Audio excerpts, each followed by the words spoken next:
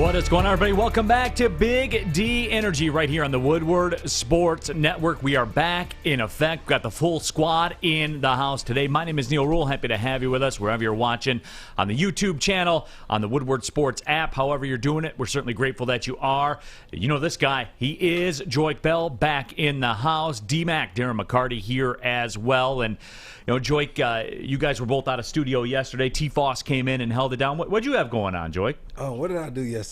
I did a little bit of everything yesterday. Just working. No days off. No days off. I like it. Now, D-Mac, I know you were out on the golf course. I was working too. No days off, but I was on the golf course working, Neal. I was on the golf. Metro Detroit golfers. Yeah. A lot of us who are members of that, and on Facebook. What a great showing. Boulder Point, like I was telling you earlier, that 27-hole scramble beat the record there by 30 minutes. So that's a bunch of you don't have to be good, Art. You just have to play quick. Yeah, and that's all it is. Art was asking about that. You can suck. Yeah. Just suck quickly, right? Yeah. I don't know what you guys are talking about. Whoa, dear. There's a quote. Hey, and also, whoa, dear. I was kid rocking up and down the block up in Mount Pleasant this weekend. So great show. I just said to you, I wish I would have gone to that show, and you didn't even bring up that you went. That's disappointing. You could have told me all about it before. Yeah. It's all right. And D-Mac, you had the Tigers game on Friday need to know basis, bro. Yep, We talk about said this you're all on the a time. need to know. We got to hit the golf course, so I got to get some lessons. Clubs are in the car always. Oh, maybe. I maybe actually just took my clubs out the car. Well, hey, you'd have a chance with Neal and I, Art, but, you know. Joique don't know how to play golf. Get out of here. Dude, Joike's about that golf life, His man. swing is terrible. I've seen it. You know what, though? I'm going to send you a video to play. Oh, God. I already know the video. You know the video, don't Yeah, you? you're good. You're good. Okay. I said it. Okay. Attaboy, Joique. But we are taking your interactions all show long on the YouTube thread, also Facebook Live for this week. Actually, last week of Facebook Live. So get that app downloaded on your phone. Go in your App Store, your Google Play Store, however you get your apps. Get that Woodward Sports app. You'll be ready to go. It'll be in your pocket. And everything's on command. So if you miss something, you can go back and watch it. It's really cool like that. Somebody who's not cool, however, as we kick off the show. And look, we spent a lot of time as a show, as a network, the morning show, the bottom line, everybody, talking about this whole Cade Cunningham, Jalen Green phenomenon. And Jalen Green is turning into a WWE heel. As a Yahoo Sports exclusive came out, Chris Haynes actually had the story with Jalen Green, and Jalen made some news, especially here around these parts, where essentially Jalen Green said that he's happy he didn't end up in Detroit. I wanted to be the number one pick, but I didn't want to be in Detroit. And I want to get this quote exactly right, Joique, because he said, when I was in the G League bubble, I didn't really have anything to do but stay in the gym. I didn't have any time to get away from myself. The only time I had to get away for myself was in my apartment. That's what it felt like in Detroit. I wouldn't be stepping outside in Detroit. There's not many things you can do in Detroit like that. You're going to stay in the gym and go back to your apartment. Joique, this guy is he is anti-Detroit. He's a WWE heel, man. You know what it is? I don't understand what he's talking about. He says it's nothing to do in Detroit. It's everything to do in Detroit. It's just I think if you're not from here, you just don't know where to go. Right? You just don't know where to go. But it's easy. I mean, if you're playing here, it's not hard to hop in an Uber, just go walk around downtown. It's everything from bars to lounges to restaurants to shopping to they even have a thing called bowling. Right? You can go bowling. You can do Top Golf. You can go to the Swing Suite at the MGM. Yeah, 3 major casinos, all in downtown. You can go to Greektown. I mean, it's a lot of places you can go. You can go to the heart of the city where they have, it's a bunch of stuff you can do. I don't know what he's talking about. Well, my thing about it was hey, bro, you're in Houston. I've been to Houston a lot. Houston's no great shakes, man. No. Houston is the same as Detroit, and I would argue it's even worse because it's so spread out. But D-Mac, this guy's going full heel. Has anybody said, hey, Jalen Green, Darren McCarty, I got 4 cups. We don't want you in Detroit. You're a clown. What it does to me is it shows even more, not only talent-wise, and you want a leader on the court and off the court, and Cade Cunningham. This was the right pick. What he says is what everybody said about Detroit for the last 60 years. He looked on Google. He's never been here. Joique Bell knows. I know that Detroit is a city to be in, and if you don't want to be one of us, that's an individual mentality. That's a guy out to get his money. That's not a guy that's in it, Detroit versus everybody. We got the right guy. The more that he talks, the more that it assures me, we got the right Thank goodness we got Troy Weaver making the call, because we got the greatest guy. And you know what, Neal, just to update you, the greatest heel in professional wrestling right now is a guy by the name of Malcolm Jacob Friedman, MJF. He's in AEW, but this kid will be a heel for all time. Follow him on Twitter, because he just rakes people. But he is on, and I've had the pleasure on my wrestling podcast to interview him, and this is why I like him, because that's him 99% of the time. But the true character, and I'll bust this, is he's a good dude, right? But he plays the character. But that's what this kid's doing, and he has no idea. This is the immaturity of Jalen Rose versus the maturity of Cade Cunningham, who has a daughter, who is mature, talks team, everything we said. Like I said, bottom line, nobody wants you, Jalen Green, here in Detroit. So thank you for making that apparent. And Troy Weaver, thank you for choosing Cade Cunningham. Yeah, and it's funny too, and again, going through the YouTube thread, and everybody's talking about that exactly what you said, in that and they're really lighting them as you would expect.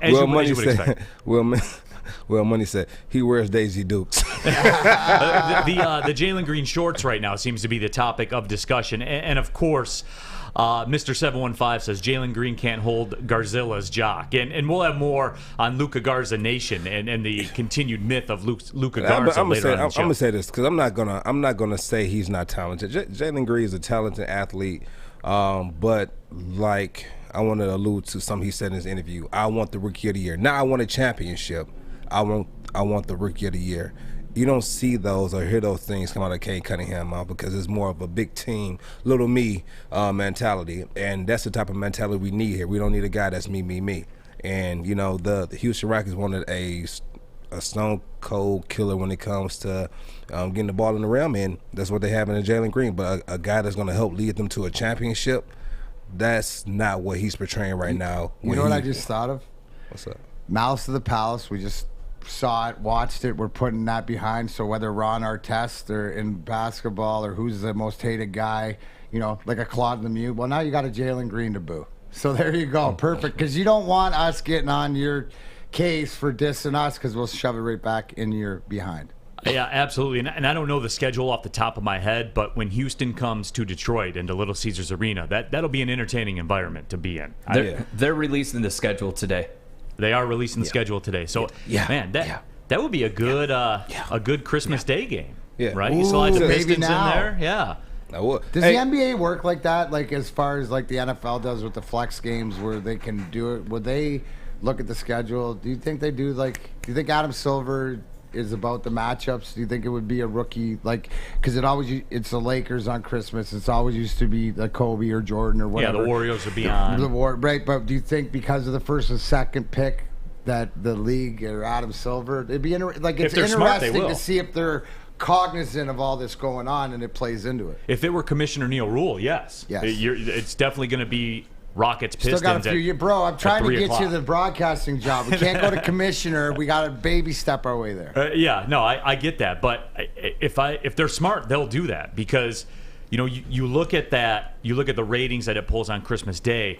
Certainly, that would be something that I think that the nation would tune into because of the 1v2 angle, and then everybody here, given the Detroit-Houston thing and what Jalen Green's become, that is certainly something they should do. What you got, Fish? Fish is in the bowl, by the way. So 3 p.m. they're going to announce all televised games.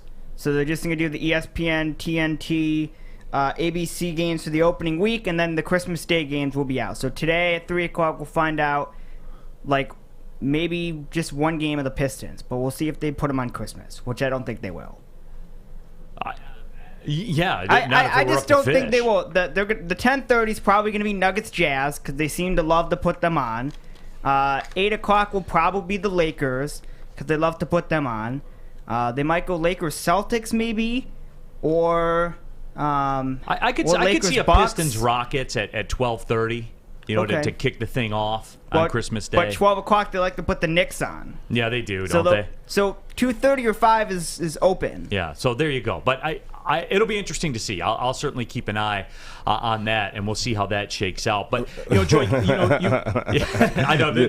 They coming in hot in the YouTube comments, and I want to allude to kind of what D-Mac said about you don't want to piss off people here in Detroit, and you look at 313 Lock said. I just don't think the Detroit Pistons fans are people you want to piss off. Laugh out loud. I don't think so either.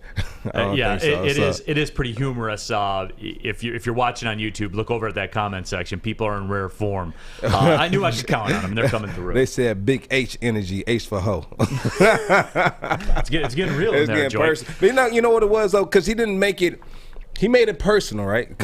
He made it personal when he didn't say, I didn't like the Pistons organization. He said he didn't like the city of Detroit. Like, you don't say those type of things, right? You don't say those type of things when you're in a professional sport because you never know what can happen, especially like in the NFL. Like in the NFL, you never know.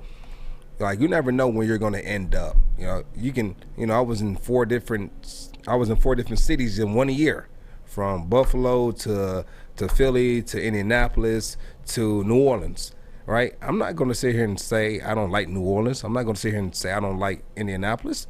Even if I don't like the cities, I'm not going to say it.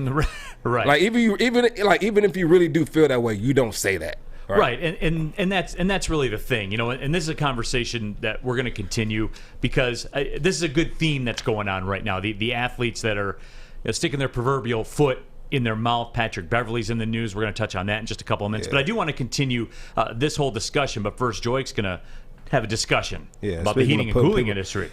Speaking of putting your foot in somebody's mouth, he just put his foot in his mouth. He just put it in his mouth. Jalen Green, got to grow up. Got to grow up. Here you go. Started a new career in the industry that is always essential, the cooling heating industry. Heating and cooling industry. To learn more today, go to northwestern.tech.edu. Thanks so much, Art. Woodward Sports. Tony is a third-generation logger that has a simple, practical approach to life and work.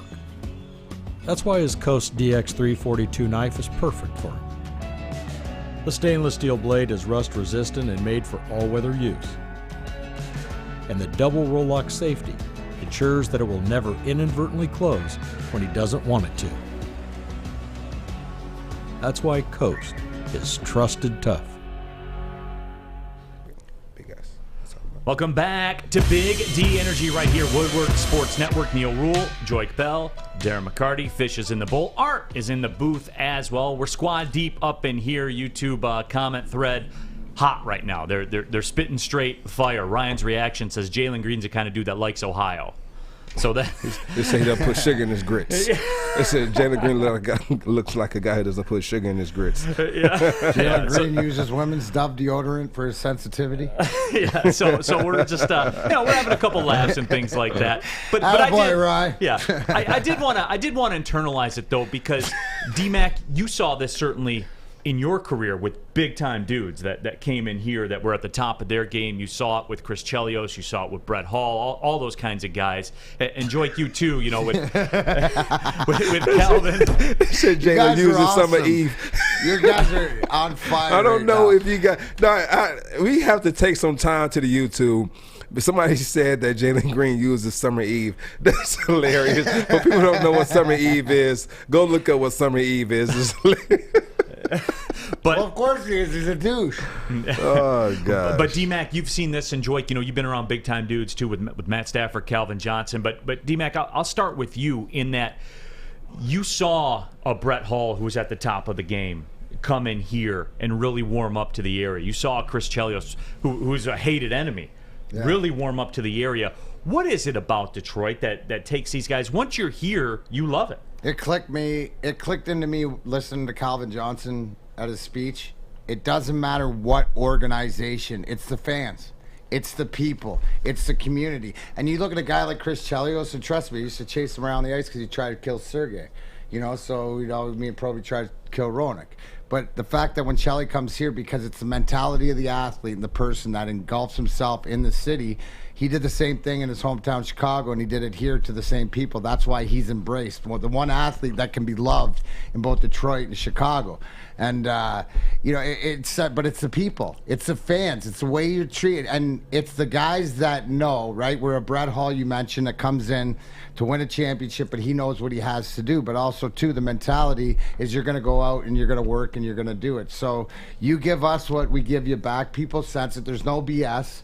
It's all about the effort and stuff like that. So then the talent comes, but it's the fans, it's the people, and it's the communities, right? It's the communities that we settle in and are accepted as outsiders from day one, and that's why more than not just the Red Wings guys, but people that played in the league and we played against them, whatever, still live in this area. There's so many ex-NHL guys, and I think it's because of the people. Yeah, and Joique too. I mean, Calvin is one that comes to mind with me. I mean, this is a high-level Hall of Famer, hundreds of millions of dollars that he's made during his career. He's here all the time, man. He's been staying here. Yeah, he's been staying here. I think it was more so him coming here, starting his career here. And there's not too many athletes who can play almost a decade in this league for the same team, same franchise. So over those years, for sure, he grew a attachment to the city. The fans love him here. I mean, this is the type of guy, he's not going to brag. He's not going to boast. And it was kind of funny that's kind of his mentality. But I remember playing with him. We were playing Seattle, and this is when they had Richard Sherman. And this one, Twitter was really big for the athletes. We'll go on Twitter, talk junk. And so the week we're about to play Seattle, Richard Sherman puts up Optimus Prime as his profile pic because he has to hold Calvin that week. And so the media goes to Calvin and says, "Hey, Calvin, did you see Richard Sherman change his profile picture to Optimus Prime?" And he goes to the media. I mean, just with a straight face. I mean, that's his Twitter. I mean, if that's what he wants to do. I mean, he can do that. That's his Twitter. I don't know what you want me to say. And that's he doesn't buy into none of that. And he strictly has that Detroit mentality of, I'm not gonna do too much talking. Let's just go work. And that's kind of why the city kind of took to him, and that's kind of why he took to the city, because that's just who he is. And he has that blue collar no matter. And it's funny that it's not too often where your highest paid player is your hardest worker. And I remember we'll have conditioning drills, and he's 100% every single sprint. And with that long stride, it's hard to kind of it's hard to stay with him. So you got to go 110% to beat him. And so I remember his work ethic was so crazy that we have to take turns on, somebody had to beat him every time. So, all right, this time you beat him, I'll beat him next time, and then you beat him next time. And that's how hard but that's why the city loves him so much, because you can see the type of work he's put in by his play, not by what he's saying, but by his play on the field. Tell me once and show me twice, Joique, and I think I can look across this table at you, and you're exactly like me. Is we're gonna tell you, and then we're gonna back it up, and we're gonna do you. If I tell you I'm gonna light you up through that hole right there, you best be knowing you stepped through here. And I ain't gonna give it to you. No, he's a better man than me, because when we're out there on the field, like, I'm not gonna talk too much like on social media. I'm not going to do that. Right. But during the game, and I'm not going to talk to you first. But if you say something, then you got to feel like we're going to have some words, and then we're going to talk, and then we got to see each other out in the hole or somewhere throughout the game. We're going to see each other. But it's just what it was. And it was fun for me. I like the hackling back and forth a little bit. I was always for it. Yeah. I was always for it. I was too. Yeah. D-Mac was always for it. Always. But you're right, Joique. I'm not a starter, right? If you wanted to let the game sleep and you played nice and you didn't want, we could have that game. But the minute something pops off, you want to use your mouth, or, you're going to take an exception. Cheap shot. Then it's on. It's on, right? That's why I sat right next to the other team's bench, right? You could chirp guys on the way off, or you can hold accountable. You could set up whatever you wanted, or you could ease the tension at a lot of times, when... Like, sometimes when the high flying guys are your first or second line guys, they get upset, right? And they start sticking each other or something like that. And you want to quell that down, so you growl at somebody and everybody looks, and then it might keep some peace in the game. Other times, boom, crap pops off. And speaking of talking, that's really an ongoing theme here, especially as we open Big D Energy today, because Patrick Beverly was in the news, and I want to wrap this around to these two guys, because D-Mac brought this one up, and he wanted. That's a good one. Hey, I'm sorry. They said Jalen Green wears lace fronts. Yeah, and this is something that's going to continue. Continue. Keep them coming. Keep them coming. Yeah. As I see him, He's you hear still me smoking laughing. sticks just and look seeds. over. Poor guy. No, and we'll keep that going throughout the show. Every now and then I'll revisit that, and we'll get the good ones that you have. Certainly, I'll bring up all the Jalen Green comps and everything like that. But talking is something that we have seen, and D-Mac wanted to bring this one up, and I think this was very timely. Patrick Beverly, who played for the Clippers, he had that famous quote back in 2019. Steph Curry, certainly, and the Golden State Warriors were winning championships, and Patrick Beverly's quote was, Steph, you guys had the last 5 years. The next 5 years are mine. Patrick Beverly's just been traded to the Memphis Grizzlies.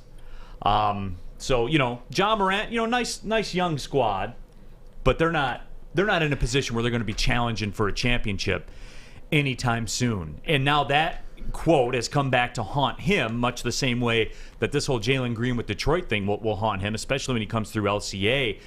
But have you guys ever, D-Mac, have you ever had that moment with the media where as soon as you get done saying the sentence, you're like, oh, shit, I wish I didn't say that? There's a couple things why I wanted to bring this up, right, is because you're living and you're seeing the result of Patrick Beverly or whatever. I always say, this is what I've learned, is that you can say whatever you want, but you're accountable for your actions. And the same thing is, with your tweets or whatever, but it's out there in the universe. That's where the game's changed from when I was playing in the heyday. So realize that how a few years later, this comes back to haunt Patrick Beverly because he gets traded, and I'd seen this the other day, which is why it was fresh in my mind. But it's the same thing that's going to happen to Jalen Green. It reminds me, like a lot of times, is that karma is real, right? And a lot of these times, and Patrick Beverly, he would be, if for lack of a better term, like the Todd Marchant or the Brad Marchant, the Sean Avery of the NBA, right? He's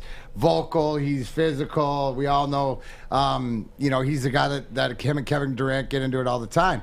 But when these guys get their up and comings, and it's not getting beat up or whatever, but when their mouth, which is one of their best tools, gets them in trouble, this is what happens. So this is like a Jalen Green. Well, the best story, and I've said it many times, the best was when Sean Avery was traded from us to LA, and we played there a couple weeks later. So in the LA dressing room, the medical room's in the back, and you got to walk by our medical room to get to the LA Kings dressing room. And Sean stops in, and there's like me, Shanny Drapes, and Stevie, and whatever, saying hi to him and stuff like this, talking for a few minutes. Then it goes, and the game's going on, and like second period or whatever, and Sean's being Sean, the rat, and he's going after Shanny, and he's talking about Shanahan and saying some not very nice things about Shanny personally, and bottom line, after he's done, and Shanny just sits there, and it's right at the bench, so where the line change is going on. So I'm sitting there, and as Sean finished, Shanny goes, "Sean, are you done? Are you done? All right, now, were you not just in our dressing room telling us how all your teammate Terry Murray's a freaking asshole, and all your teammates can blow you and stuff like this, and you hate it here and stuff, right?" Like right in front of this whole teammate, and then walked off the ice, and you got to go back and answer it. And because here's the thing, right? If that was done to a guy like me, there's no contest to it. The fact that it was done to a guy with a mouth like a Patrick Beverly or this Jalen Green or a Sean Avery in this case, well, there's accountability on its side. And when you ruffle the feathers in the dressing room, that goes a long way. So be careful out there. Whatever you're going to say, it's okay to say, but you got to stand it up. Yeah, now I'm going to ask Joique the same thing when we come back for the break. Joique's a little more buttoned up, as he said, with the social media, but there's got to be a time, Joique. We'll discuss when we come back. This is Big D Energy right here on the Woodward Sports Network.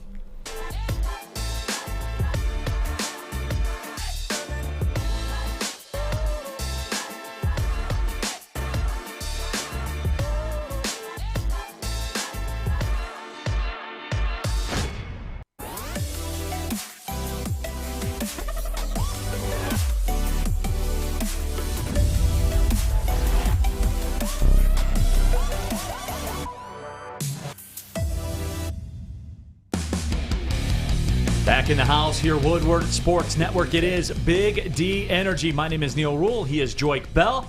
Of course, D-Mac, Darren McCarty, four-time Stanley Cup champion here. Also, we have Fish in the Bowl. Art is in the house. We're squad deep up in here, but we're taking your comments. Jalen Green uses single-ply TP. We'll go through those. There's some good ones flying. Yeah, there's some good ones. Some good ones flying in. But we are talking about the power of the spoken word, and Jalen Green's got himself in some hot water with the city of Detroit. Patrick Beverly says that the next 5 years are his, even though now he's playing for the Memphis Grizzlies. But Joique, what about you, man?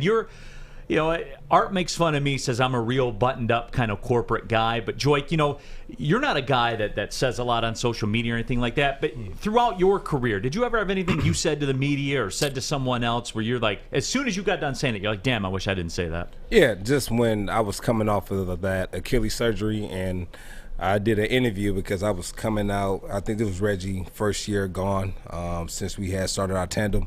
And they asked me, well, what are you expecting next year as far as yardage? I said, well, coming off this injury, I'm hoping to go for 1,200, but, just going to depend on my health and how I feel. And so they took that. Joique Bell says he's going to get 1,200 yards this season. That's not what I said.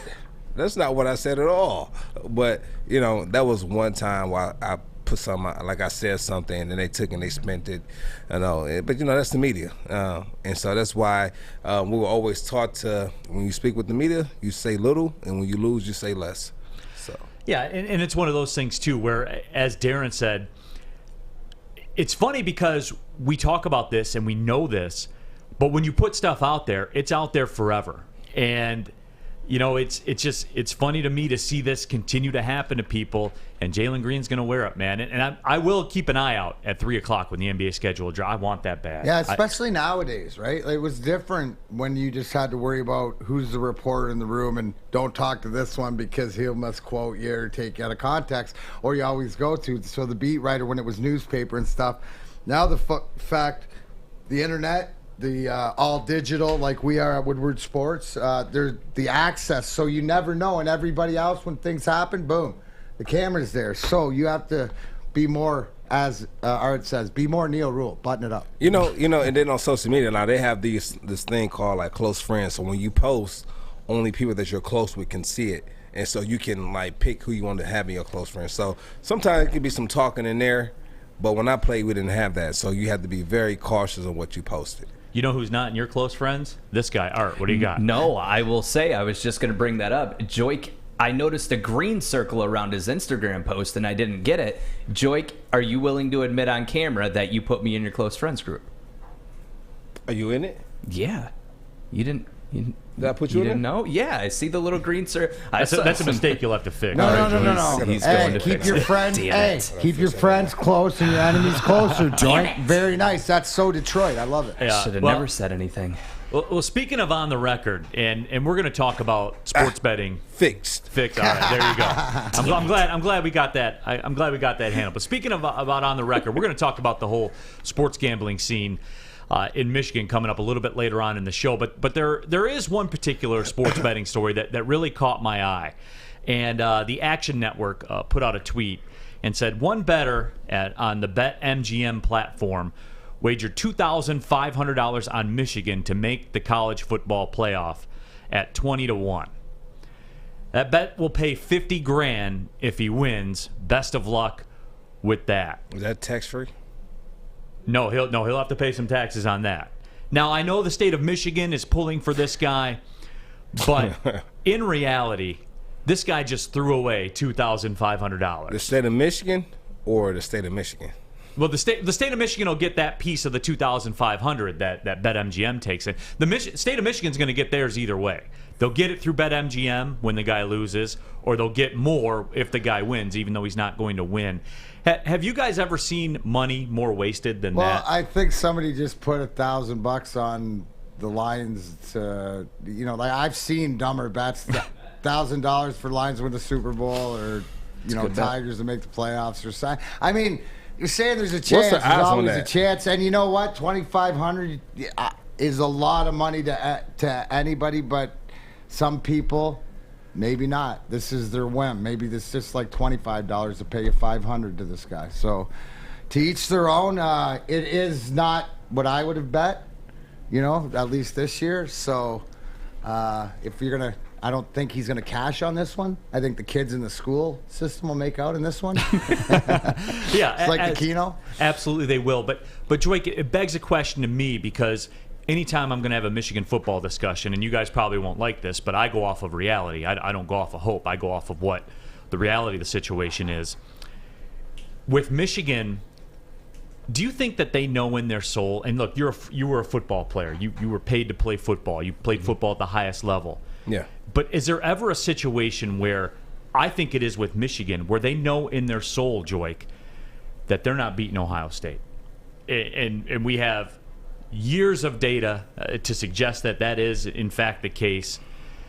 Do they know walking in that they can't beat Ohio State this year? Now, you asked me this to ask that you want me to answer this as a fan, or you want me to answer this as Joique Bell, the football player? I want, give me both. Give me your take on both. As a fan, I'm hoping for the best and preparing for the worst. Okay. All right. This is my team. I ride and die with my team, and we're going to beat Ohio State. We're going to beat them.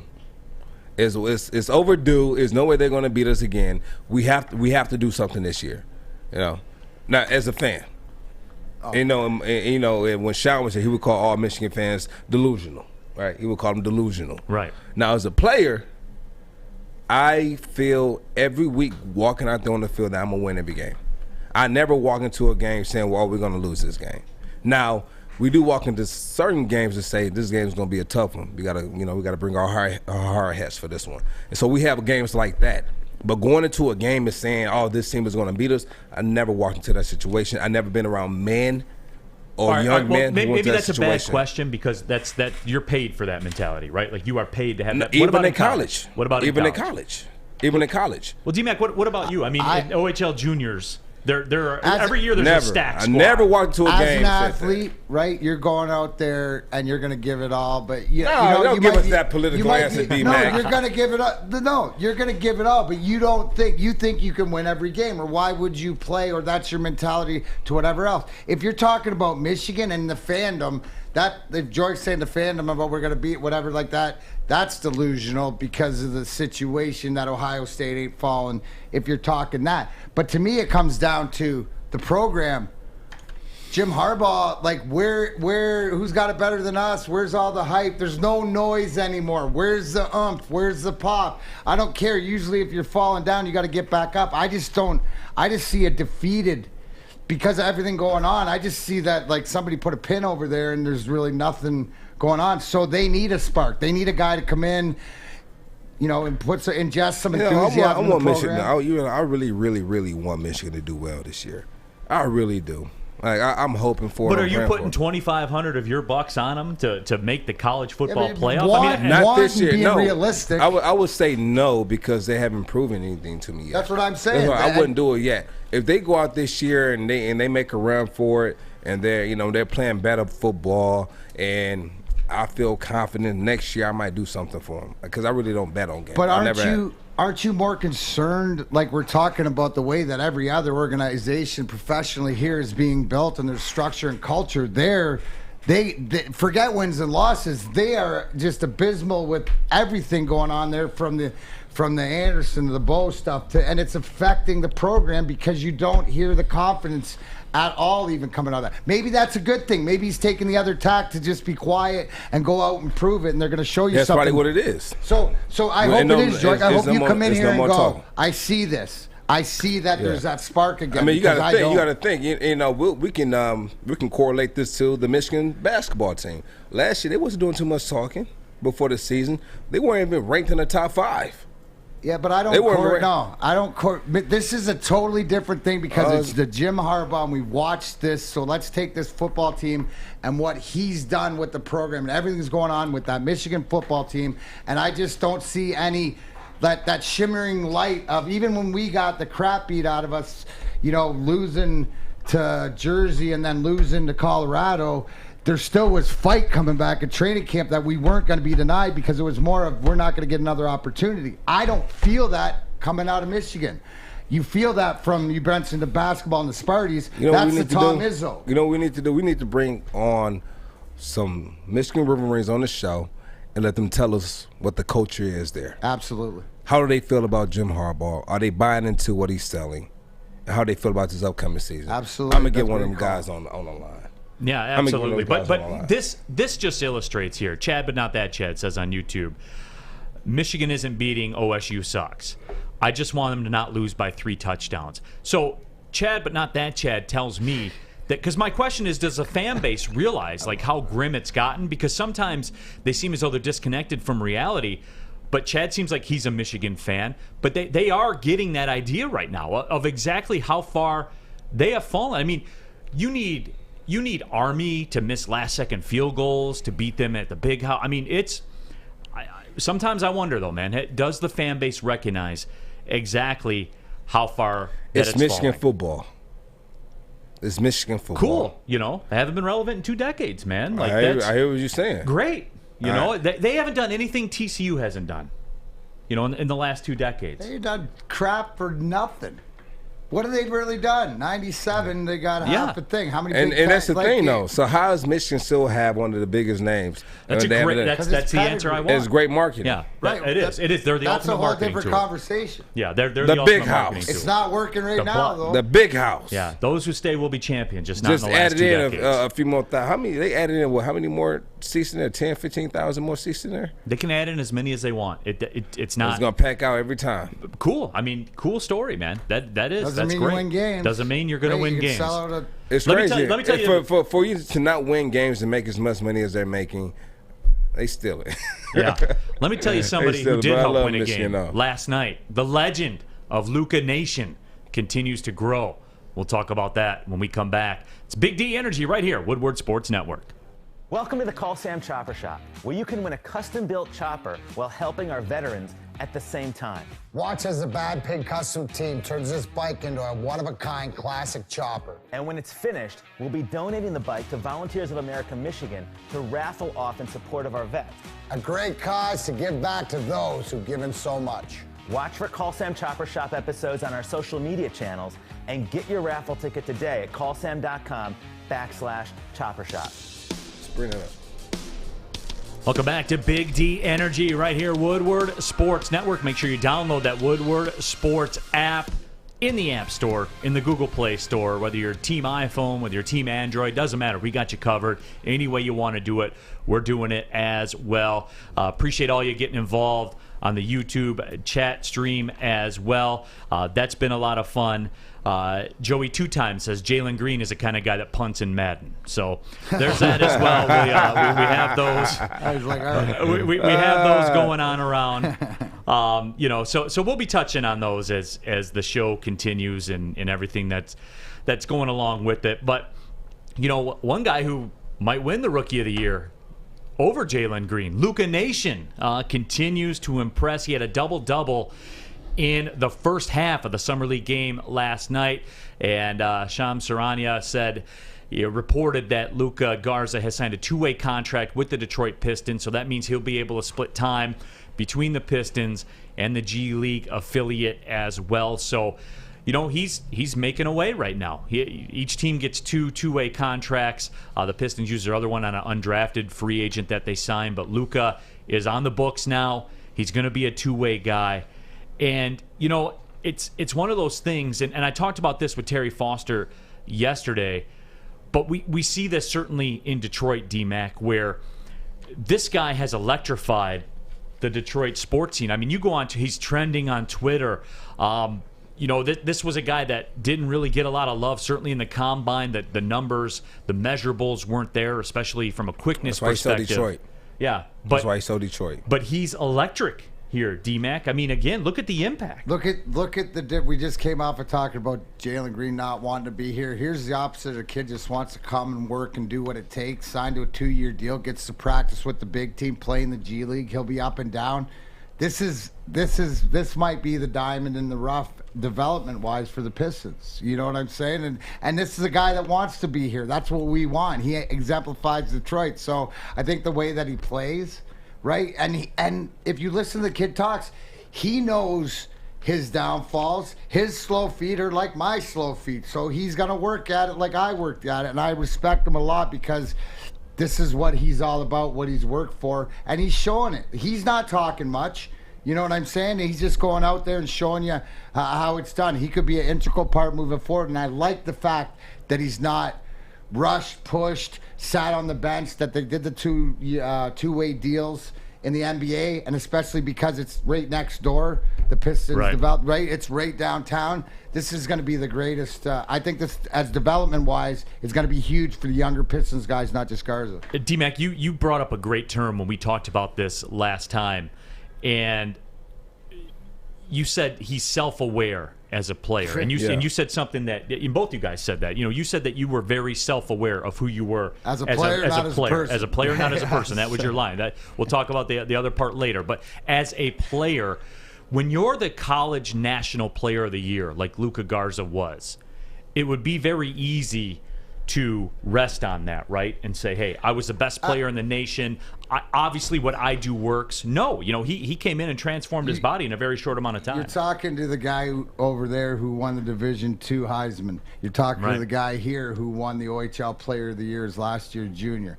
But it's all about, and Luka Garza seems the same way. It's like, great, thanks for the accolades, but how do I make it to the next level? How do I get my game better? And how do I be a part of the team? And it's through work. Anybody out there, whatever you're going to succeed, find your passion, because you got to work hard for anything. It's funny. I love it too. So the thing I love, because usually when you have a player coming in as a rookie, he doesn't know himself yet, and he doesn't even know what he doesn't know. He knows himself as a player. He knows what he knows. He knows what he has to work on.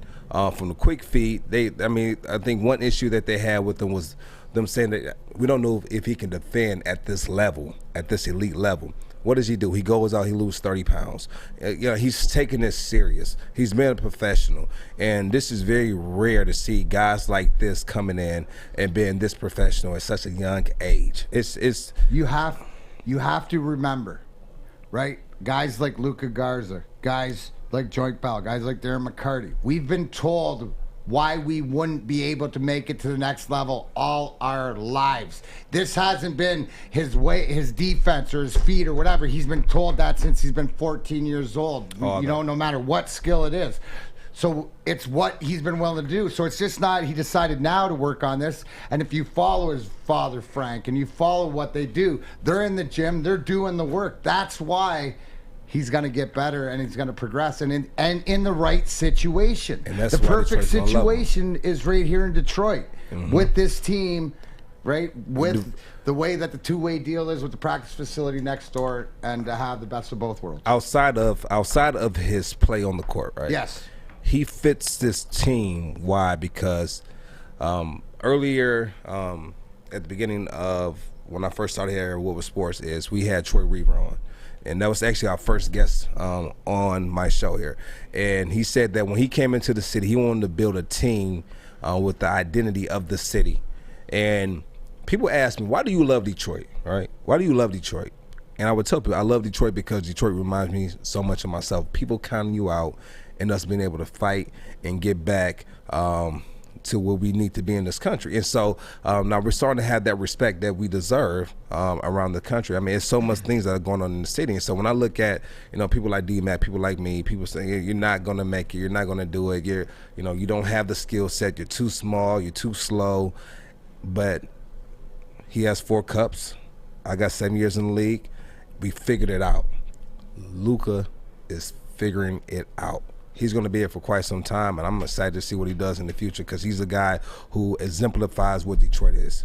Here's the difference, Neal, just quickly, is that we're talking about Jalen Green and Luka Garza, and of course Greene is so much more talented, but it wouldn't be surprising that the duration, the structure, the way he takes care of himself, that Garza has a longer career. Not going to say he's more talented or anything, but the structure with the self-realization isn't about me. It's about, I got to get better so I can be better for everybody around me. And he strikes me as a kind of guy too that you talked about self-aware, where he knows when the season starts, if he's on the NBA roster, if he's in the game, James Harden's coming off the pick and roll, and he's going to get the switch, and he's going to lock up with James Harden. I mean, and he knows that. So, at a top shelf, how does he prepare for that, right? How does he get ready to do that? So, as far as he goes with that, again, that self-awareness is only going to help him. On the YouTube chat thread as well, Jalen Green's the kind of guy that reports people on Facebook. Oh, yeah. Jalen Green's favorite candy is Whoppers. Whoppers are all right, man. I guess the chicken sandwich from Burger King's really good. It's at the gas station makes Jalen Green pay 75 cents for Lucy's. So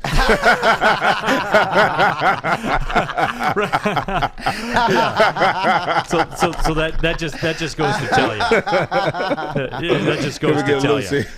Quarter, 75. David Schultz talking about Luka Garza says people are giving Luka Lambier comparisons. How can that not fit here in Detroit? They all said Bill Lambier can't run, shoot, jump, block, but he turned that into a career and really one of the best careers in the history of the Detroit Pistons. So, I'm not saying that he's there. I'm not saying he's going to get there. I'm not saying he's going to be that. But I am saying that's what you see, at least at this early stage. That's what you see from him is a guy that's going to try to figure out all of his, obviously too, a mental way to beat you. Yeah, no, that's the whole key, right? Right there is how it's built. And I like what Joique said, is that every team that we have professionally we're talking about, the general managers are building it with the identity of the city. So they're self-aware. We're self-aware here. I think it's great. I love the fact that Anthony Davis is jealous of Luka's unibrow. You know what it is? It's crazy. There's nothing to do in Detroit. No. So some people says, but this is the only city with 4 professional teams in all downtown in the entire country. There's no other place like it. And concerts is everything. What are you talking about? It's just ignorant, bro. It is ignorant. It's the same old thing that the same old stereotype is that you can't go out in Detroit. 60s, 50 years old, can't walk down. They don't know. They don't know. They don't know. And we don't want them to know if they don't want to know. Yeah, I mean it's not. I'm not going. Detroit isn't Holly, Michigan, but it's pretty good, right, Art? Well, that's where Art lives, in the bougie.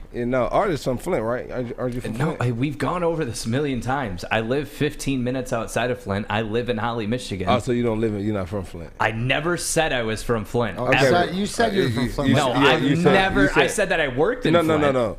You said you were from Flint. What are the odds that Joique's going to continue to bring it up? Maybe Darren can tell us from MyBookie. You know what? If you wanted to find out, why don't you use our studio sponsor, MyBookie? Did you know, guys, at mybookie.ag in the world of sports, the off-season is a time to relax and to regroup after a hot-fought season, but playing with MyBookie gives you the choice to decide when your season begins and when it ends. At mybookie.ag, you can bet on hundreds of games and leagues from around the world.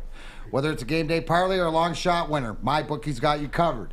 Use pre-game props or bet the game live to shift the odds in your favor and always come out on top. Not only does MyBookie host exclusive sports betting contests you can't find at any other sports book, but the bonuses are insane. Listen to this. If you sign up today with MyBookie and use our promo code Woodward, you'll receive up to $1,000 in bonus money when you make your first deposit. Yes, $1,000 up to $1,000 extra cash for free. Make your first deposit with MyBookie using the promo code Woodward. Bet anything, anytime, anywhere with mybookie.ag.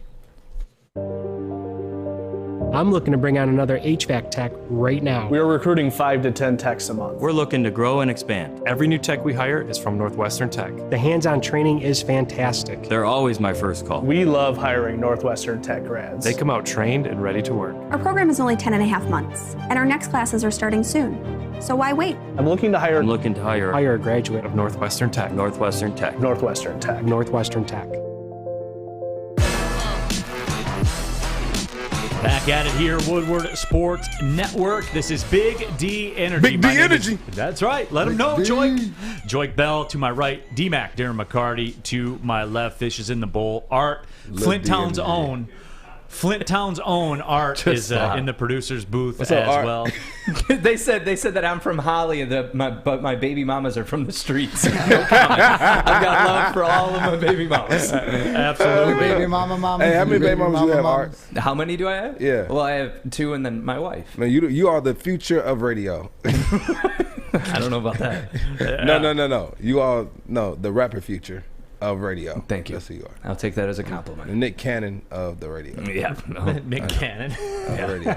My guy. Nothing again, no wrong. You know? No, sure but it's not Different Ace strokes for Smith different out? folks. Drumline was terrible. Okay, we can move on. Drumline was terrible. I knew that would trigger What? you. I knew that. What are would you trigger talking That was about? awesome. What are you talking You about? say Drumline was terrible? Well, Yeah. because, What's wrong with you? we all know that the drumming was fake. All of it was fake. No, it wasn't. Everyone. Yeah. No, it wasn't. And CGI was beautiful during those No, times. it wasn't. Oh, it was terrible. He really trained for that role. No, he didn't. Yes, he did train for that role months. No, he didn't. Yes, he did. Hey, No, he don't didn't. let him get What are you talking I'll call about? Nick Cannon right now. Of course you will. All right, well, y'all probably got y'all got one of the same baby mamas. No, he just Yeah, we rolled share out the his same Well, no, own he's going child to call him. this He's going to morning. say, hey, this is Art from Flint Town. And Nick Cannon's going to take the call. Oh yeah, you know.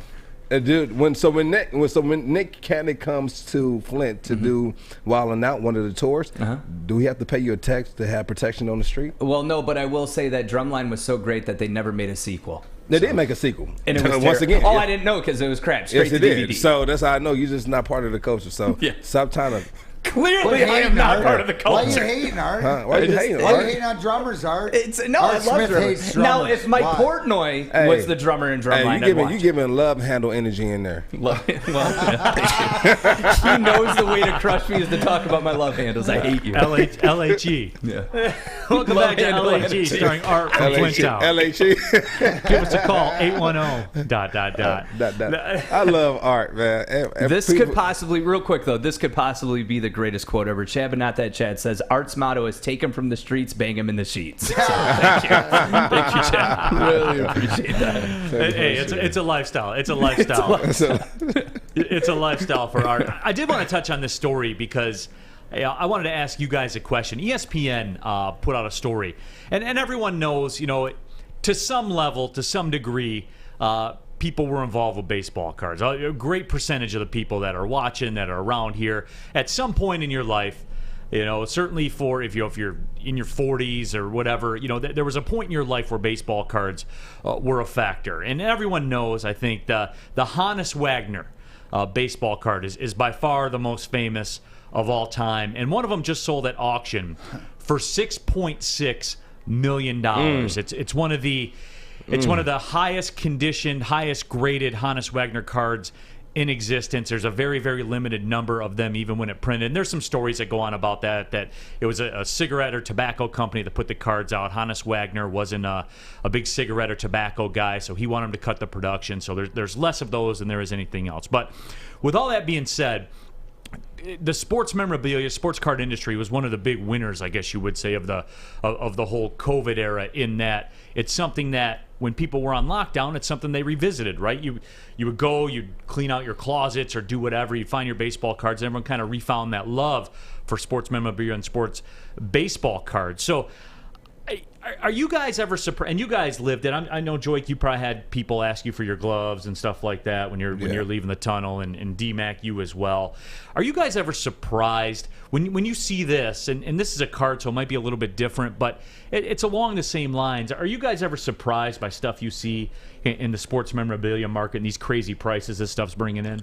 Yeah, you know what? And it's weird to be able to watch this and just kind of see how it's kind of transformed over the years through technology, like with them taking, like, say you have these cards, right? And now they have this thing on in the crypto world called like the NFTs, where they take like videos or pictures of these athletes, and now they own the rights to that NFT.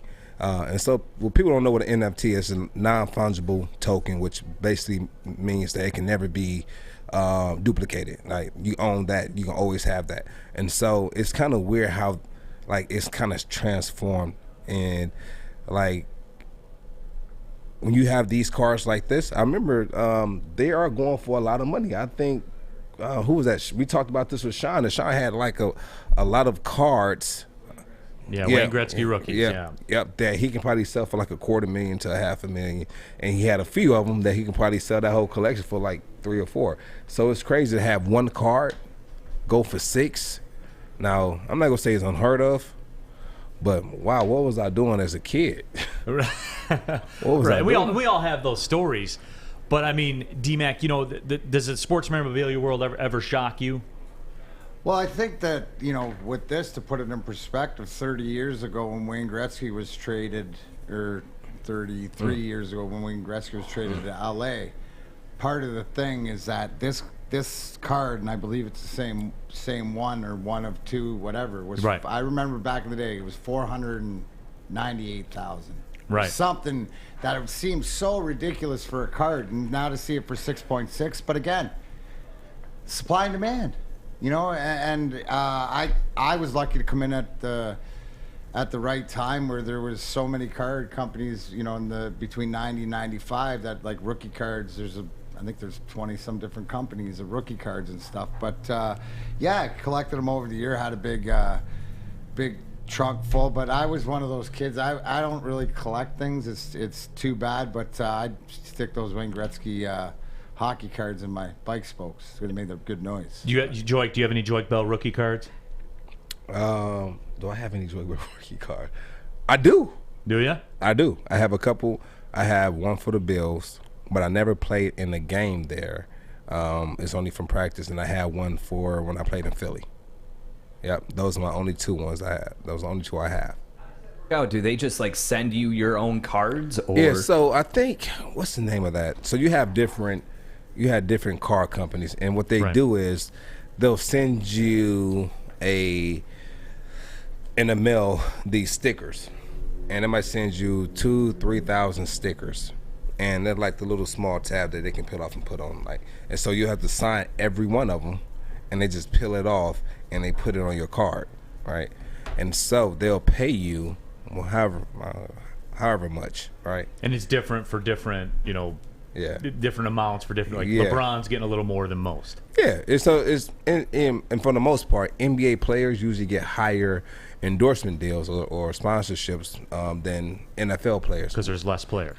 No, it's not because of that. It's because we wear helmets, and so our face are covered, and so they'll know who, say, LeBron James is, know what he looks like before they know who Derrick Henry is even. Right, the face of Derrick. So Derrick Henry can probably walk down the street. You think he's just a big guy unless you really watch football, and then you're like, oh, that's Derrick Henry. And so that's the difference between NFL and NBA as far as contracts when it comes to getting endorsements. So I remember I signed with Nike after I had that big year with Reggie. And I also had a friend who was in the NBA, and he was getting 3 times as much as I was.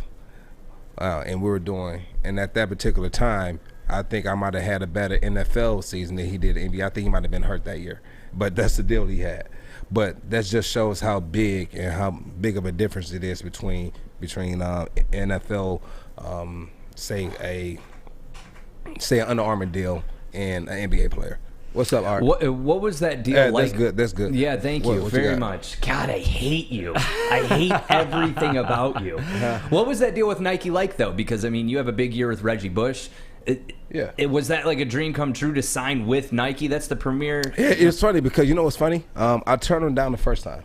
What? I turned them down the first time because I felt I was worth more than what they were offering. Okay. And so I turned it down the first time. And then they circled back around like a year or two later and offered me something that was like 10 times as much. And so I was like, okay, now that's more like it. You're talking my language. You're speaking my language. And the thing I like about it the most is because whenever I wanted to do any Christian shopping, they have like they have a Nike website, and then they had another Nike website for the athletes. And so they'll send you your code. They'll send you your login, and you can log in whenever and just order whatever you want, and they'll ship right to your house. You don't even have to call the rep. You can just go in there and get it yourself. And so every Christmas, I had like a budget, or I had like a limit, and I would spend that every year for like Christmas, birthdays. I would just order something and send it off. I never had to worry about really like coming out of my pocket for anything. I miss those days. those were great days. Oh, but D-Mac, I wonder. Wow, that's cool. Yeah. No, but D-Mac, you still got any of your rookie cards, D-Mac? Oh yeah, I got the. Where's my Nike freaking mail order thing? They spend all their money on Sergey. Oh, so, I have to go. Yeah, dude, I'd be begging for an undershirt in the back, and lucky to get a freaking Gatorade towel. Sergey would give you the used ones, D-Mac, or no? Or Sergey'd always take care. The boys, I did see like a lot of like I know it's sort of switching from hockey cards, but like Joique said, stick deals, gloves deals. A lot of this stuff nowadays is the memorabilia. Like a lot of you had mentioned to Joique earlier about people, gloves or like sticks and gloves from older skates and stuff like that. That you'll find around. Tammy Chin said that there's like an online, and somebody called me to verify. But my first year, there's a Louisville pair of gloves that I wore in the NHL that are like almost $1,300 right now on some online auctions. So I mean, it's supply and demand. It's great. It doesn't matter if it's hockey cards. It doesn't matter if it's memorabilia or anything else. I think that what you brought up, Neal, is that there's a market. Crypto sort of went up. There's a lot of different things changed through COVID when people got to make their own decisions. Hopefully, healthcare. Hopefully, the way they take care of themselves. And this isn't the enjoyment part. But again, some guy's going to lay $2,500 on that bet on Michigan to win $50,000. Somebody's got a lot of money that and this will probably only be an investment that'll go for $10 million next time or something. Who knows? Because they're not making any more of it. It's like it's like real estate. God ain't making any more of it. We've got a Tigers discussion when we come back, and in the news, Spencer Torkleson, Riley Greene were among some that were brought up to AAA. So we'll discuss that. I do have a memorabilia question for D-Mac, though, when we get back. So I do want to touch on that before we get into this Tigers discussion. We'll have all that and more. Hour number 2, Big D Energy, Woodward Sports Network. You know why realtors love using Hall Financial as a lender? Because of our commitment to speed and service. We have nearly 4,000 5-star reviews already. Call today, 248-308-5000, or go to callhallfirst.com. Morning, Art. Morning, D-Mac.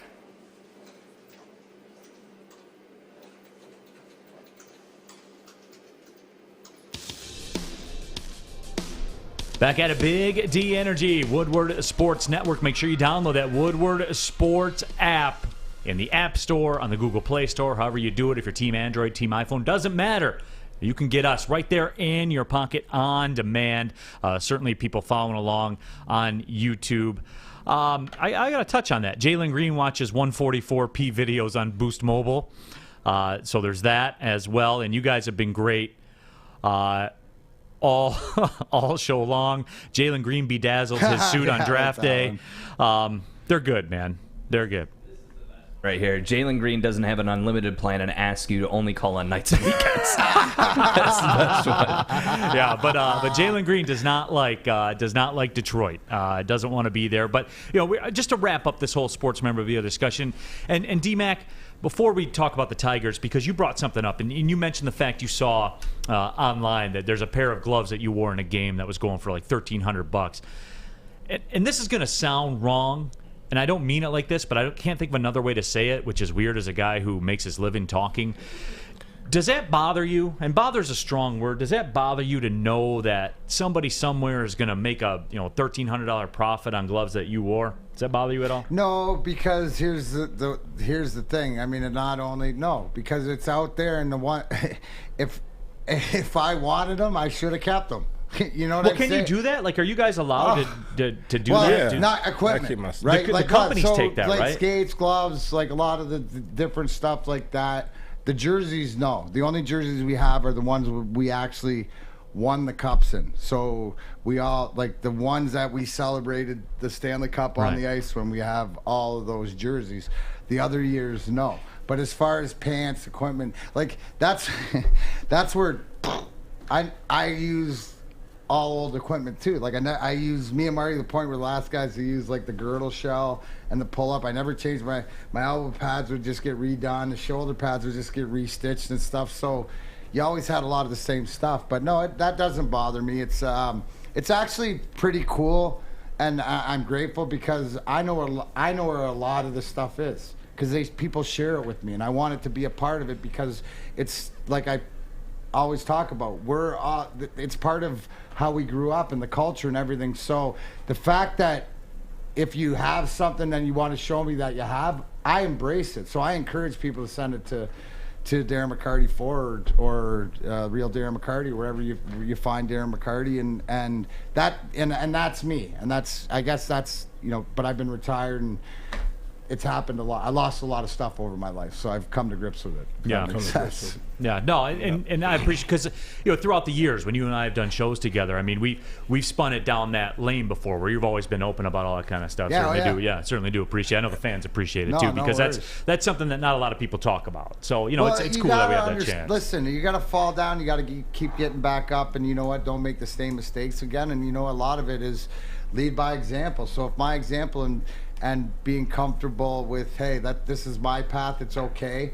Just get back up and don't do the same thing again, and look at your responsibility. What is your part in it? And if you can own your own part in it, then you can move forward. So any time. Yeah, absolutely. But some guys are going to be responsible, hopefully, for Tiger fans, for a lot of Detroit Tigers' success. Got the call up from AA Erie to AAA Toledo. Spencer Torkleson, Riley Greene, a couple of first-round draft picks for the Detroit Tigers. Ryan Kriedler will be going up to Toledo as well. Now, the Tigers did say that those guys will not, Al Avila said, they will not be up with the big club this year. And I have a very good friend of mine that's a big baseball guy, and I was excited to hear this when I first saw it, but I have a very good friend of mine that's a big baseball guy, and he talked about it and he kind of questioned it a little bit, and it made a lot of sense to me in that. And you I know, D-Mac, you can shed some light being a guy that played in the OHL, but Joique, I'm curious to get your thoughts as well. AAA and baseball are a little bit different in that AAA, yes, you have the Torkelsons and the big-time guys that come through there, but also you have a lot of 4A guys on your AAA team. And when I say 4A, I mean those guys that are like Big Sean. Every week they bounce back. They go from the Art. Felt me on that one, didn't you? They go from the majors back to AAA. This is what Art does. When you do something good and he knows that you're going to look at him, he's going to try not to make eye contact. Did you see that? He did one of these like this. He was over there like that. I'm just making sure I get my job done. Yeah, Art, I have these for days, by the way. You're going to see it all the time. But these guys, they bounce back and forth. And my good friend said, I don't know that I want these guys kind of around that. Like I at Erie, they were mashing certainly, and I know there comes a time where you outgrow where you're at. But what about that, D-Mac? I mean, you see these guys come up to AAA right now. They're not going to the majors, but is there something to that? Is my buddy crazy? Am I making too much of that? Well, I don't know if he's crazy, but I look at it like the AHL level for no, but it's also too is that with you look at the seasons that Torkelson and Greene, let's just take these two, are putting up. You have to keep them moving up, because what are they striving for in their minds? They're working so hard. So if you can put and say, yeah, we'll get you to AAA, and so you get a taste, and you're going to get more of the major league taste as far as some of the guys pitchers that are up or down or whatever. You're going to get more of that taste, and I think that's more important, because what do we hear? It was going to be they were going to delay him, but what has happened in the Tigers organization, which is beautiful, is these guys are forcing Al's hand. And I think the fact that he's going, okay, AAA is your limit, so they know, okay, no matter how hard, we're going to be here, but they're going to get a taste of it and a little bit more, and it's just going to prepare them for training camp next year. Hopefully they can continue the success. It's not putting too much pressure on them. And the fact, what I love too, is they're doing it together. Right, so when you come up together, remember Datsuk, Zetterberg, sure, same sort of time. There's something that builds. It reminds me sort of like Tram and Lou back in the if you look at this team. That was a great comp that you brought up. This Tigers team, these guys, 70, if they hit 77, 8, 9, putting Parrish, Gibby, Jack Morris. But Tram and Lou were the key, and that's what these guys are. And then you go to the pitching and all that stuff. So I'm always looking for comparables in history, no matter if it's. And usually you go through the organization. Unfortunately, the Lions we can't, but with the Tigers we can. And I think this is great. I mean, this will force me to go back to Toledo for another game this year. Definitely. Yeah, absolutely. And Joique, these guys came on the scene, and what I'm seeing with them is that they sign, and Torkelson's down at West Michigan, and he really struggles to start the season, and then figures it out and starts mashing. They bump him up to Erie. There's a period, there's another dip that he goes through. He figures it out. He starts mashing. AAA, I would imagine, will be the same way, because you have dudes in AAA. Like, guys in AAA are knocking on the door. They want jobs. They want to eat at the big table. that adjustment period that young players go through, that tells you everything you need to know about these guys, right? Like I was skeptical, and I sat on this microphone. I sat on this microphone and said, if you're a Tigers fan, you're banking on a lot of parlays to hit for Riley Greene and Torkleson. The numbers say that these guys both won't hit, but you're seeing them adjust, and that's where I'm kind of changing my mind a little bit. But that's any gamer. I remember like when you're going to level, you're leveling up. As a player, if you're a competitor, you're going to always meet the bar. You're always going to meet that bar, and sometimes it just takes time to get adjusted, right? And I think that's for any player. It's not too many players that's going to come in off the bat and just be that guy right now. Now, you have a few people who can do that, but for the most part, no. And these guys are, like you said, they're me. Does anybody consider off-the-field adjustments from college to minor ball, to living by yourself, to learn how to be a professional in A-ball? Does anybody think that maybe it took a little bit not only to figure out, but the routine? That's what I look at Torkleson, because then what you're looking for is the talent there is everything coming into place once he figures it out. Sometimes, to your point, guys don't just come in and play. You got to get, even if they're highly touted talent, give them a little bit of room to allow them just to grow, because when they do, you can't give them too much room now. You can't give them too much room. No, but they're giving them, this is baseball, right? So it's different. So I mean, it is different. Room, it is different. It is different. Right? I'm gonna tell you why. Gotta, not room, right? You're right, and don't give them.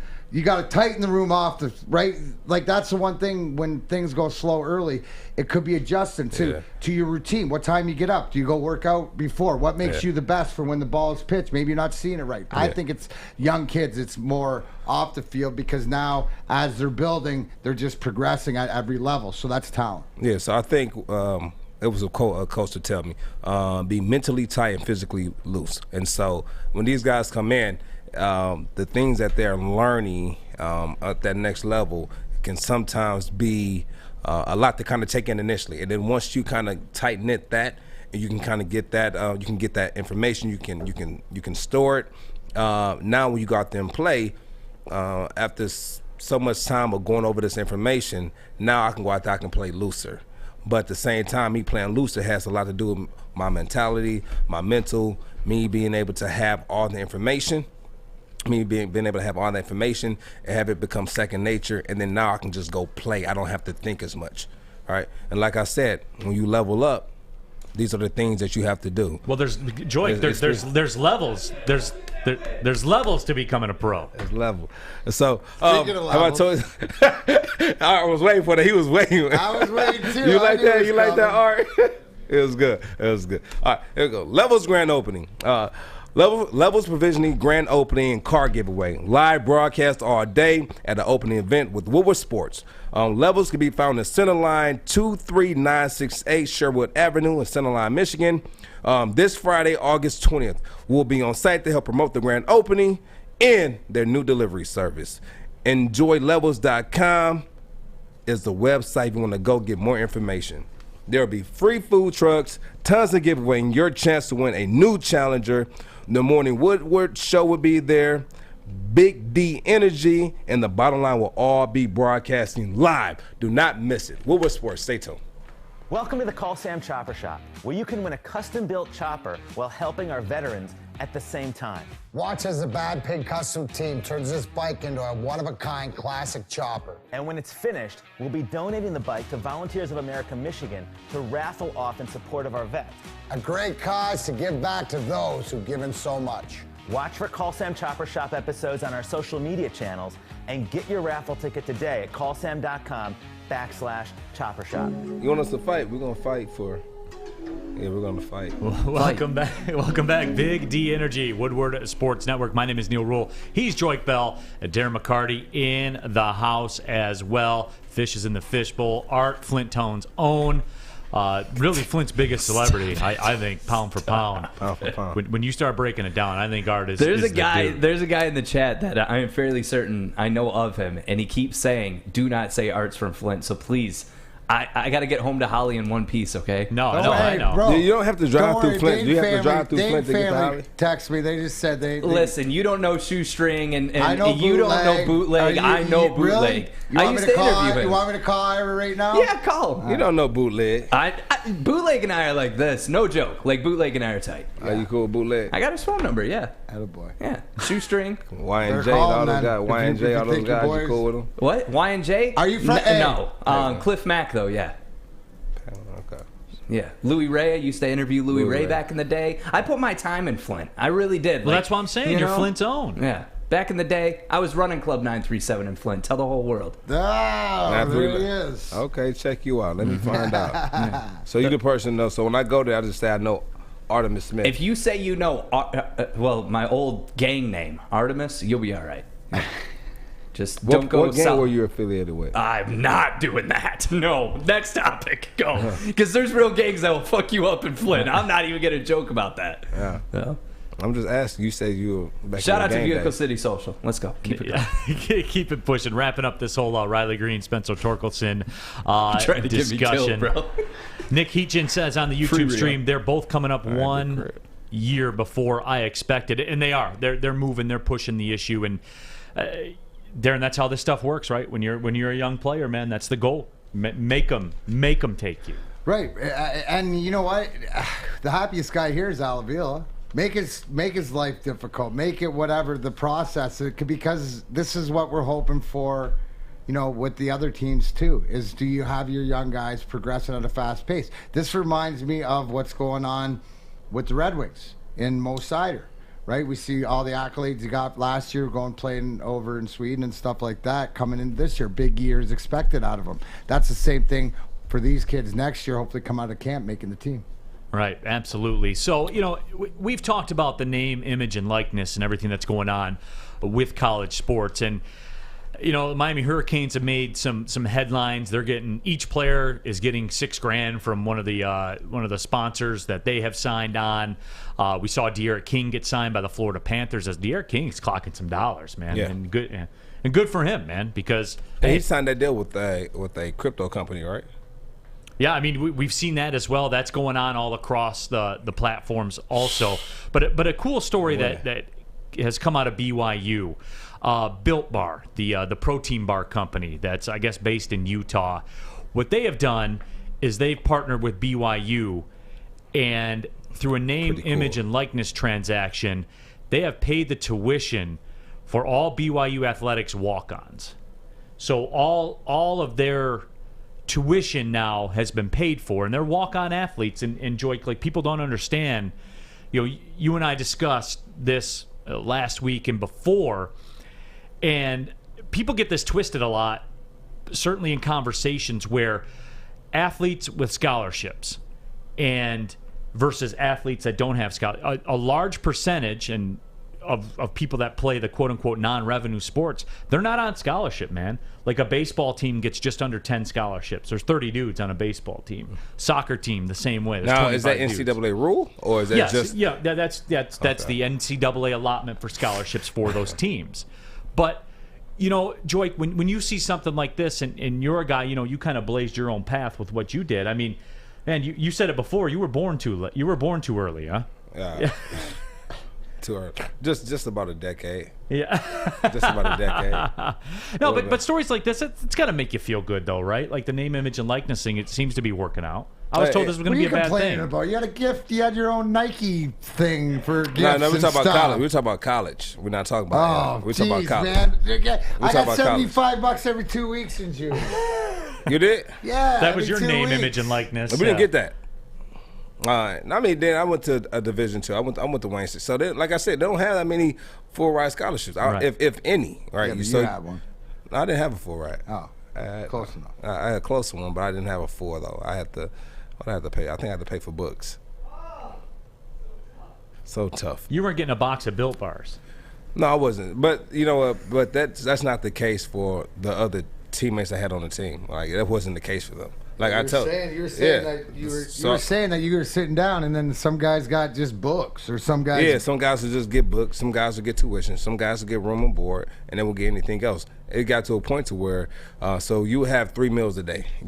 You have breakfast, you have lunch, and you have dinner, and that's part of my meal plan. So I get 3 swipes a day. All right, 3 swipes. All right. And so some days I won't eat breakfast, and I'll eat lunch. I'll eat dinner, and then they have a thing called the Warrior Grill. I would go there at night because they have some real good food, and I can swipe my extra swipe there. But some days I would have teammates who didn't eat all day, and so I would bring them to the cab and say, listen, I'm gonna swipe all 3 y'all in, and use all 3 swipes for them so they can. But like, they would want that all the time. I can't do it all the time. right. But it was a struggle. So, but we struggled together though. Like if we had this when I played. Like it probably wouldn't have been that much of a struggle, or not as bad of a struggle, right? But university get all this money, and now it's time to be able to pay some of the athletes. Listen, I'm laughing. I can't post the person's name because it's a word that I just don't say. Yeah. But he said that's really cool of Built Bar, but it would be great if they make a product that doesn't make me shit my pants, and I just can't stop laughing. I don't know. I haven't tried the Built Bar as of yet. I mean, I will. I'm not above trying it. But what is that? It's Built Bar. Yeah, that's all like you need to know. Yeah, it's like a run-of-the-mill nutrition bar, protein bar. Have you tried it yet? No, I'll get an endorsement right now. Hey, try Built Bar. It makes you built. There we go. Now they'll send me a scholarship to Specs Howard University. You might want to superimpose somebody who actually has a muscle. Did you not see the snake? The snake. Look, you cut the string out. Oh, that's your arm. Yeah, I thought that was a string. He can make it slither by flexing. That's a garden snake. Yeah, listen, he can make it slither by flexing. Gardener snake gets up your ass. It ain't gonna feel good. Well, that was all right. I didn't mean it like that. Was weird. Never mind. No, but D-Mac. Leave your Holly stories at home. But D-Mac, we were told this Neal was evil and it was going to separate the gap, and maybe it will, because a team like BYU, I mean, they're always the topic of discussion, right? Like conference expansion. BYU's always that team that gets talked about being absorbed into all that. I was told cannabis was bad for you too. Right, so, but I mean no. But they said. What I'm saying is that because now you see. I mean, I don't really have a dog because I didn't go through I went through the struggle of junior, and it's the same sort of thing, the opportunity. But I would just think that the opportunities would be there, and opportunities like this, but to get behind. We were mentioning before, look at the MSU, James Pyatt just won the U.S. Amateur, and 5th year at Michigan State or whatever. If that's not going to make the kids some money in this NIL, if there's timing is everything. So if Joique says that it might make the struggle easier for the athlete, the university's making money, right? So the fact I'm more concerned, what bothers me is that you have a athlete, somebody there, and if they're hungry, they can't get food if they don't go at the right time. That is some BS, right? You should be able to, like, especially today's day and age. So this will take that, in my opinion, out of the question, because guys will take care of each other too. The bigger guys, and that's the way the locker rooms work. Yeah, that's what it is. I remember when the season was over, I took my whole offensive line out for dinner, like my senior year. Like, this is gonna be our last dinner together. So these are the things you do, but you only have so much money. I remember it was our last game of the season. My family gave me money so I can be able to take these guys out. Think about what you would have been able to do for your offensive line if you had an NIL. And it's because you, and those guys appreciate just as much as if you would have done something extravagant. But it's the appreciation to give it back, and now that hopefully a token of appreciation. Give these guys an opportunity. Yeah, but I mean, I was told that this was going to be evil, and this was going to be the worst thing that's ever going to happen to college sports. And maybe you know why? Because taking money out of the university, right? Well, and is it really? And is it really? You know what I'm saying? No, you know what it is, Joique? The control's gone. Yeah. The people that oversee, it's like the power. This is no different than a society, right? Yeah. In that the people that have all the power, that's what they covet the most. It's not even the money. It's the fact that they hold the strings to everything, and they see that power eroding. Well, and don't you see that with everything in the world these days? I mean, as far as, and I believe like through COVID, for people having to find different things or learning a little bit more about themselves because they can't live outside themselves, they're forced to live in. So now that things are changing, and it looks like some of the smarter people that want it to be the collective that isn't a power struggle are making it happen in all different facets in life. No, and it is, and it's good to see. So I'm glad to see this going on. I'm glad to see De'Aaron King making some money. I'm sure Alabama's quarterback will make millions. And you know what? Good for him. Because like the rest of the real world, he has a skill that 0.00001% of people have. And yeah, he should be compensated for it. I know the coaches do. I know the administrators do. So, I'm happy to see that. When we come back, we're going to keep talking about money. Sports betting in Michigan took a dip. What? I was told that this was an out-of-control machine that was going to print money. There's some reasons for it, though. We'll discuss when we come back. It's Big D Energy on the Woodward Sports Network. You know why realtors love using Hall Financial as a lender? Because of our commitment to speed and service. We have nearly 4,000 five-star reviews already. Call today, 248-308-5000, or go to callhallfirst.com.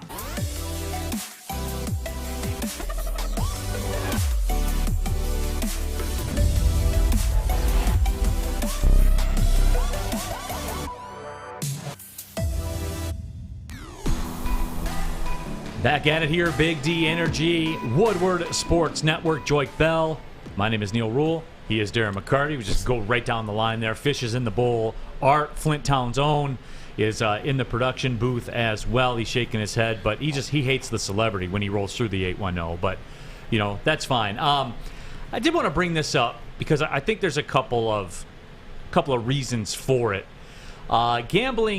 Gambling.com put out a story, and they said the July sports betting handle in Michigan fell below $200 million for mobile betting and $206 million in all. So, Neal, I don't want to interrupt the show, but we have a serious... Why is the air conditioning on, Joique Bell? Oh, because I turned it on. Yeah, that's where he went. He went to turn it on. Stick is in here right now, and he approved of this? Well, he obviously isn't doing anything. Doing so socials. I don't think he saw it. Oh, man. Well, I'm going to tell you right now. I did this because I really felt in my heart that Neal was going to pass out. He has the heat bumps on his forehead. I got to keep this door closed, and yet you divas get the air on? Yeah. Joique, that's sunburn from, No. That's sunburn. He has sunburn. Stick is touching the air, Stick's and touching the air is off. The air is off. Oh, it's a battle. The battle Stick continues. just turned it off. He is not in his chair. He is up there turning the air sweating. off. He's sweating in his shirt. I see it. He's standing behind me like, yo, bro, you got my back in case Joique comes after us. Like, look at him.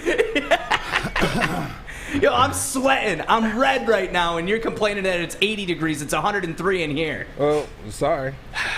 That's some things you have to deal with, Art. None of the other, even Braylon and Armani don't even have the That's air Braylon on. and Armani. That's not this show. Okay. That's not this Well, show. eventually it's This going to is go Big off. D Energy. That's bottom line. That was a Big D Energy move. I'm not going to lie. Yeah, Big D Energy. On the YouTube chat thread, Jake Wigener says, Jalen Green demands shows be done without AC. They say Jalen Green is a guy who doesn't realize Houston wanted to trade up for Cunningham. Jalen Green uses a family soap bar on his face. and for those of you who are just joining us, Joey 2 times.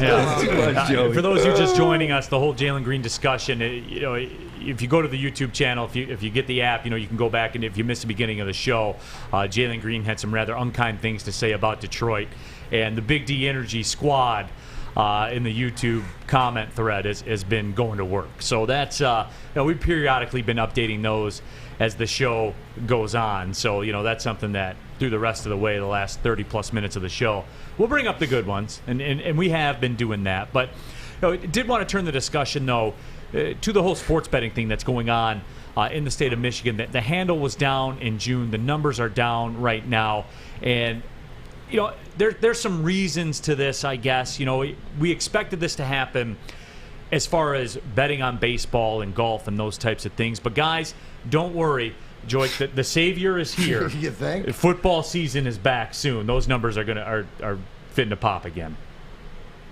We're gonna see those numbers explode with football. With football, yes. But I've never been a big bettor, ever. I've never betted on one game. Ever. Never. I never did. No. But Joique, though, like this is something that's going to draw revenue for the state, for the city, everything that goes along with it. You don't want to see it. You know what? But you know what? House always wins. House always wins. Now, do you ever go gambling at the casino? Yeah, I mean, I've been to a casino in my life. Yeah. And so for me, when I go gambling at a casino, it's not often. It's not much. I take a certain amount. I say, if I lose this, I'm done. If I make this amount, I'm done, because you don't know when to walk away. Yeah, and you don't know when to stop. And so you have to set limitations, all right? But as far as like game betting, it's really, it's growing so much over the past years. Like, it's grown so much. So I might start to get into it now, because I see Adam doing it all the time around here. All the time. Chad is always doing it. Getting it in. And so I might, sit down with them and kind of get educated on how to bet and what to bet on. I found out where all the money went. Where'd it go? $171 million in July, cannabis in the state of Michigan, up 56%. So that makes it, but think about the why. The why is it's summer, it's nice, people camping, people going out. I know you have access to bet on your phones and stuff like that, but like you said, this is sort of the down time. Only the diehards are continuing to bet through this time. And if you bet different sports like golf or NASCAR or Indy racing and stuff like this, but you said, like, I'd be interested to see how much was bet on the preseason football games. Like, where's the trend where people like Jones and did you see? Oh yeah, no question. Right. So, but like, I know once the draft starts, once the pools start, once everything goes, it's gonna set records. It's got to set. We're going to be talking about this. Oh, it was down, but they're going to make that up in no time. No question. But my question to you, though, D-Mac, because you're a big NASCAR guy and you've had bits in the past where you offer up your picks for NASCAR. How come NASCAR's not carrying the summer, D-Mac? Come on, not in man. Michigan. Why not? Well, it's the same thing as golf or anything else. Nobody carries the summer because they don't understand, right? Took me 8 years to whatever to not figure out, but there's certain guys, and people don't like to sit and watch a race or whatever like that. It's just not in. It's one of those extra learned things. It's like betting on golf too, right? People like the overs or the unders, or they don't like to get into intricacies. I think that the big thing that we'll see is the live game, in-game betting, right? Which we haven't, and I know it's been out there and we experienced it, but I think this year even more, the way, because the apps are here and stuff like that, during football season is going to be crazy. No, it is, and those numbers are going to explode. And look, it's been good to see, because I've always been a person that's talked in reality, and all of those old notions about betting on sports and all that kind of stuff and games being fixed. I always go back to it. Who are the people that found out the games were fixed? It wasn't the police or anything like that. It's the people taking the bets, because as you said, the house always wins. And all of a sudden, when they have $750,000 bet on a MAC football game that usually they'd have $75,000 bet on, their antenna goes up. They're funny like that. They're the ones that catch all this stuff. And they're looking for it. Well, think about today's day and age with all the technology and everybody's scanning everything and watching, looking, this and that. So it's got to be tough. But yeah, like you said, it's the Vegases who set the lines. And as we're on this, isn't it just amazing, usually, especially in football, how close the lines are and over, under, and like what do you find? Maybe 5 misnomers throughout the year? That's crazy. Right, and that's something where these guys that set these lines, though, I mean, they're... So to Joique's point, understand no matter what it is, and trust me, from a guy who's blown it, gone through I don't sports bet anymore because I've already been there, done that. It's like alcohol. I play poker and I slots. You play and poker? Stuff. Yeah, dude, I took 7th last night out of 100. I got my jab snapped by 8s. 7 left would have got me. Yeah, don't talk to me about that, but it happens. Poker, right? I get it all in. Jabs against 8s. Texas Hold'em? Get out, and it was a River 8 too, which. Oh, it was a River 8. Yeah. Oh. Still cash for so like Joique, you're speaking like you're a big poker guy. Yeah, I play poker. Man, now after we get done on the golf course, we got to throw the cards around. I'm gonna tell you this. Chad invited me upstairs to play with his friends. I wiped them out. No, you didn't. Real You're talk? supposed to do. I wiped them out. I wiped him out. Yo, he looks right in my eyes. I wiped him out. I got that gorilla. I believe it. I wiped him. I need it all. And it started off as a friendly game. It was friendly. I went here, I went there. It always starts off as friendly. Joique's winning. He's not bad. He's not bad. And then it went to, we started putting a little bit more money in. It was he's Give us a rough estimate. Rough estimate. No. It was come on. I mean, it was a friendly game. It was nothing crazy, but it was something game, fun. right? It was Just a friendly game. $200,000. Yeah, were there commas? Huh? Were there commas? It was a friendly game. It was a friendly game. That was a media savvy question right there. Yep, you went around it, but got to the point. Yeah. It was a friendly game. Just one And comment. I was talking so much, I knew I was getting under some of those guys' skin. I knew I was. And you know where the guy kind of look at you like, yeah, good job. And then the smile leaves his face. He just says it while he's looking at you. I think Chad was mad at me. He's like, you're going to come in here to my establishment, come play with me and my friends, and then you're going to take our money, you're going to laugh the whole time. Yep. Yeah, I was Don't a jerk. invite me. I was a jerk. I worry about that though. Like I was a jerk. If you I'm not play gonna with lie. like strangers or like one guy but you don't know the rest of the table, it could get real weird. It gets real uncomfortable. I don't That's care why what you it do got. it in I don't a care what it professional is. setting like a poker room or I mean, if you're worried about that, if you're worried about getting shot or stabbed or whatever, you probably should. Well, not in the be in mean that streets game. of Holly, Well, it gets rough there during But poker night. you know what it is? And then also with like shooting craps. People shoot craps for hours. Yes, they do. Hours. I don't know.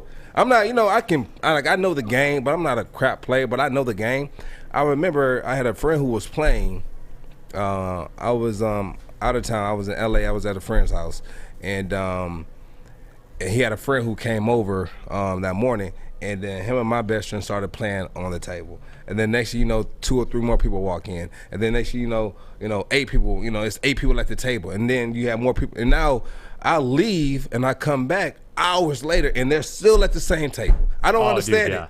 it. I just, who could sit there and just, Well, there's no clocks in there. There's no, you know what it was? They had their phones. They had their phone. And this wasn't, this was at a friend's condo. This wasn't at a casino. So they were in there playing.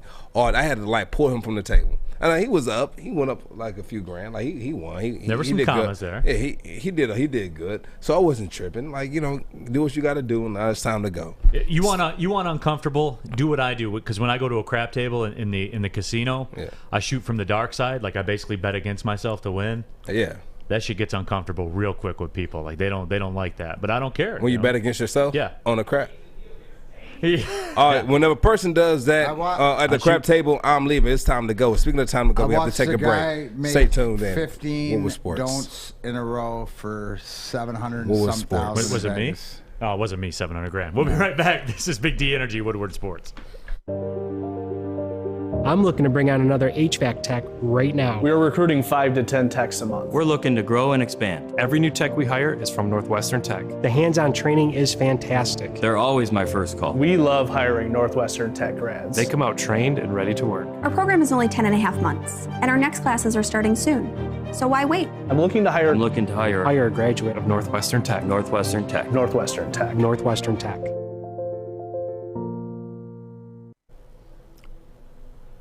Back at it here, Big D Energy on Woodward Sports Network. Make sure you download that app. Get in the Google Play Store. Get in the App Store. Download the Woodward Sports app. You have command of every single show at your fingertips. You can go back, catch up on stuff you missed. If you love the Jalen Green discussion, like I know a lot of you do, certainly on the YouTube thread, you can go back and if you missed it, you can see what we were talking about. Jalen Green had some not nice things to say about the city of Detroit.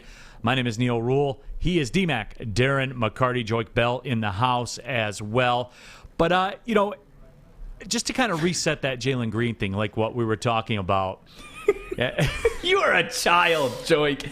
Joique is not sitting at his at the seat right now because he's turning on the air again. If you break the air, that's on my ass. Don't tell him that. I know, now it's broken. They'll go break it on purpose. Yeah, Art. Oh, I think I did. Gosh, what are we doing? What are we doing?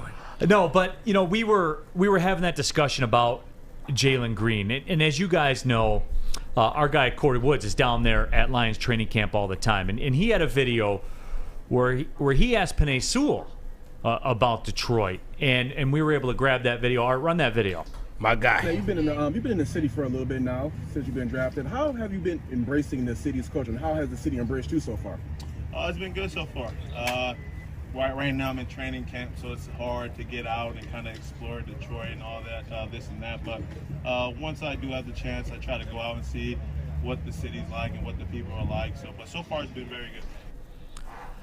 And that was Penei Sewell, and props to Corey. He's out there putting in work out at Lions training camp, getting all the sound and everything like that. He's doing big work out there.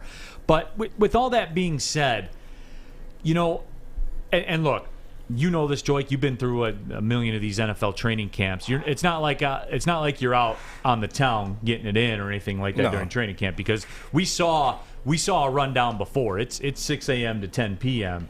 And once that stuff's done, you're begging to go to sleep. Yeah, so, I mean, you're up at, and depending on if you got tested for your street drugs or steroids during the OTAs, during the off-season program, you're going to get tested during training camp, which means they wake you up at 5 in the morning, they get tested, and once you're up at 5, you're not going back to sleep. You can't smoke weed? Well, actually, no. That's what it was when we played, but now they're not doing it anymore. I think they passed it. They can do it now. Okay, good. All right. So, but steroids, they're still testing you. So when I played, they would test you as many times as they want for steroids, as many times as they want. And then for street drugs, which was weed, but they'll still test you, but it's for street drugs, like you still have other drugs you can't take. So you still have to get tested for it. And so they'll test you for it.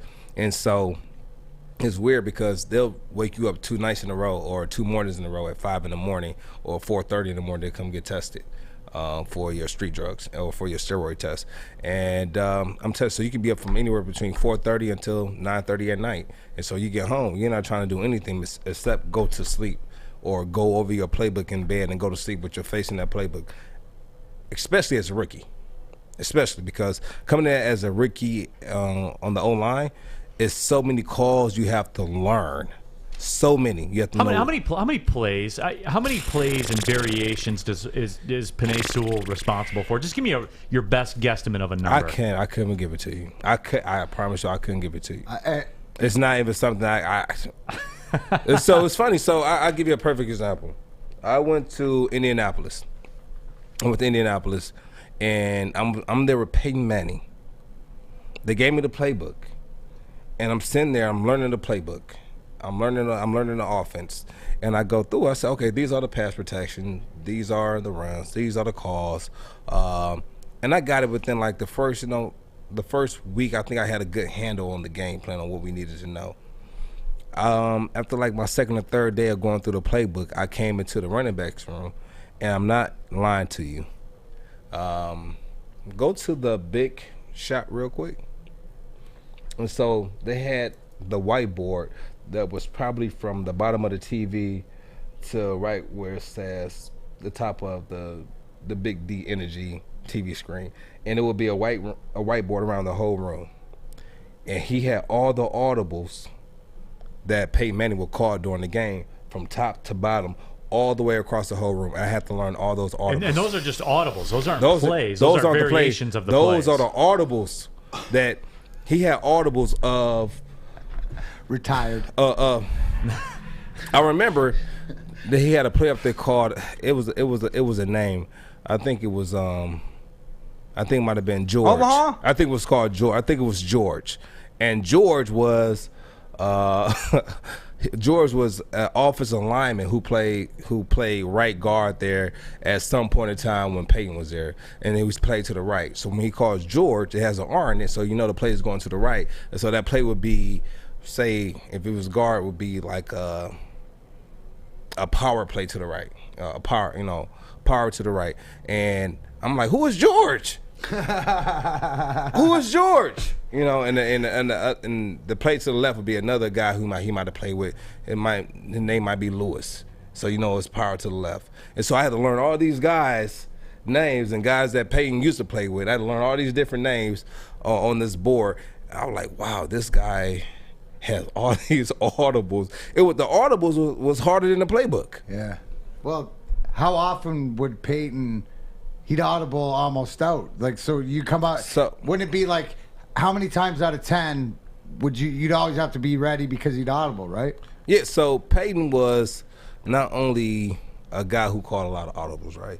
He demanded perfection. Demanded it. I remember I left, went home after practice, realized I left my phone at the facility. I went back about 9, 10 o'clock at night. I went there. As I was pulling in, Peyton was walking out of the building. I said, "You still here?" And this was probably like 6 hours after everyone left. He like, "Yeah, I'm still here." He like, "What are you doing here?" I'm like, "I left my phone." You sounded like a buster right there, didn't you? Yeah. I was like, I could. That was a great opportunity to say, I'm coming in to get some more work.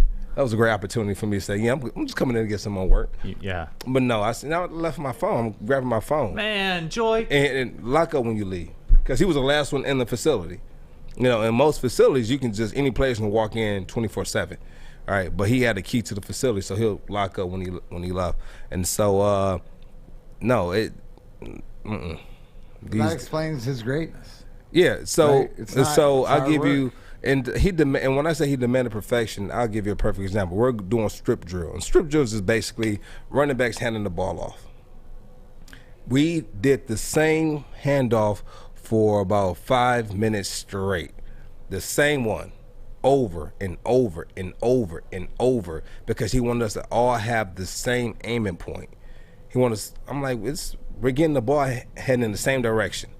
All right, and he would just do that over and over, and he held the coaches like accountable. And when I say that, Jim Bob Cooter, I don't know if I ever told you this story. We're watching film, and he said the coach never runs this particular coverage against this offense, this spread offense. He said never. He said no, never. He's never run it. Peyton comes in the very next day, pulls up a high school film of this DC. This is a coverage he's never ran before, and he ran it in high school back in the early 2000s, and it was in the third quarter of a game. How do you find that? How did you find that game? How did you find that footage? Because it's his life, man. Right. I mean, and so he held the coaches accountable too. And so I remember JB was telling me that story. He said next time I'll say I've never seen him run that. I've never seen him run that defense. And so he's just kind of that's the type of guy he was. And even for Jim Caldwell, he said, how do you coach a guy that knows more than half of your coaching staff? How can you coach a guy like that? Right. He knows more than half of your coaching staff. There's nothing you can do. There's nothing. When I tell you that Peyton was, I've never seen a player ever, it doesn't matter what team, have the type of power that man had at the Colts. I've never. When I got there, I didn't even know who the offensive coordinator was. Because Peyton was the offensive coordinator. I did not have any clue who they were. You know how I found out who the offensive coordinator was when I was there? He was rewinding. We was going through practice film, and Peyton was like, okay, rewind that for me. And he'll talk to the receivers. You like this? Take this 5 yards and cut it off a little bit shorter. Cut it off a little bit shorter right here. All right, fast forward it. And I look over to the other rookie running back at the time. I said, man, who is that guy working the camera? He said, oh, that's the OC. I said, oh, that's the OC. He didn't say anything in the meetings. He didn't say anything. Because there's nothing to say. It's not. I mean, it was Peyton's team. Even in practice, Peyton would have the script like in his like on his hip, and so he'll call out all the plays, like call out the personnels. He'll do all of that like himself, and that's how much control he had. Had his own meetings. The same time coaches had meetings, he'll go in there. Hey, I need that player. He got to come to my meeting, and coaches will be like, okay, go with Peyton. I've never seen anything like that. Well, that makes a lot of sense. Day before the game. I have never seen that before. Like day before the game, we're in special team meetings. Day before the game. Not during the game, like night before the game. And Peyton would come in there and say, hey, sorry, coach, just stop the meeting. I need him. Hey, grab your bag too. I need this guy. And they, all right, you guys go with Peyton. All right, you guys go with Peyton. And I'll look around, and it was normal to these guys. It was normal. I had never seen that before. And I was a rookie, so I was like, oh, I guess that's how they do it here. But luckily for me, I had been on Buffalo. I had been in Philly. And so I kind of saw how they handled it. And when I got there, I was like, oh, this is different. Oh, that's different. This is different here in Indianapolis. Different in Indianapolis, but it explains why Peyton Manning was able to coast into the Hall of Fame. But you know what? Even though you can't be in the Hall of Fame like Megatron and Peyton Manning, you can go to coastportland.com, use WSN 20% off. You can get yourself a machete like that, or a lamp, cups, everything for do-it-yourselfers, outdoors people, first responders, whatever it is. A lot of the fans of Woodward Sports Network and Big D Energy have used this. You too can get a gift certificate on Fridays I give out. So anywhere that you Woodward Sports, hashtag How We Coast. Tell me how you do use these great products. Go to coastportland.com, WSN 20% off, and get your hashtag How We Coast in by Friday. I will be giving away a $100 gift certificate. Hi, I'm David Hall from Hall Financial. With historically low interest rates and 5-star service, you could pay your mortgage off faster without increasing your monthly payment. Get started now at 248-308-5000 or chat with us online. Call hallfirst.com.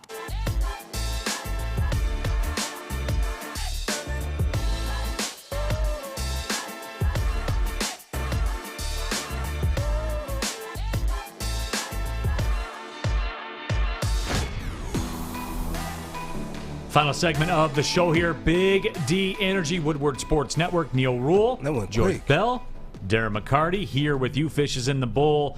Flint's very own Art is in the production booth. Also, make sure you stick around at 2 o'clock. The bottom line, Braylon Edwards, Ryan Armani are going to be in the house to break that down. Don't forget about Maz, too. You know, Maz will be in there living it up as well. Stuff up as well.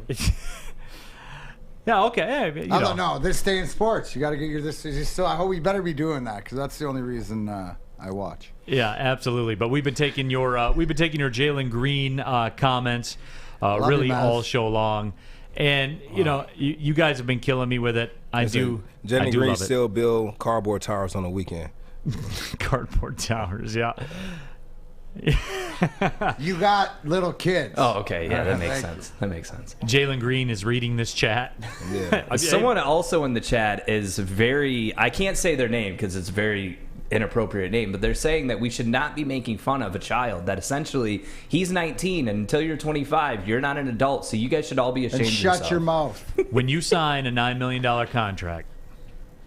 Yeah, but Gary Coleman signed. Well, no, but Gary Coleman was an adult. Never mind. He was just built like a child. Never mind. That was a stupid. Nah. You're gonna get it now. Oh, you about to get it now? It's art. Thunder Rest in peace to the GOAT. 1960. Yeah. 5, baby. Well, I got to give some grief to the Jacksonville Jaguars because I did take some heat yesterday through this because I thought it was topical to talk about at the time, and life moves pretty fast. So earlier this morning, if you didn't see the news, Tim Tebow was cut from the Jacksonville Jaguars. And Joique was upset because he wasn't here yesterday. Oh, I thought that Joey was upset because that meant there's no God. No, there is a God. Don't worry. Don't worry, even though Tebow got cut. No, but Joique was upset because he didn't get an opportunity to get his thoughts out there on Tim Tebow. But Tebow did put out a tweet thanking the Jaguars organization and everyone who supported him in this journey. He talked also about getting the shot to live out a dream and all that kind of stuff. Those were the words of a person who I think knows,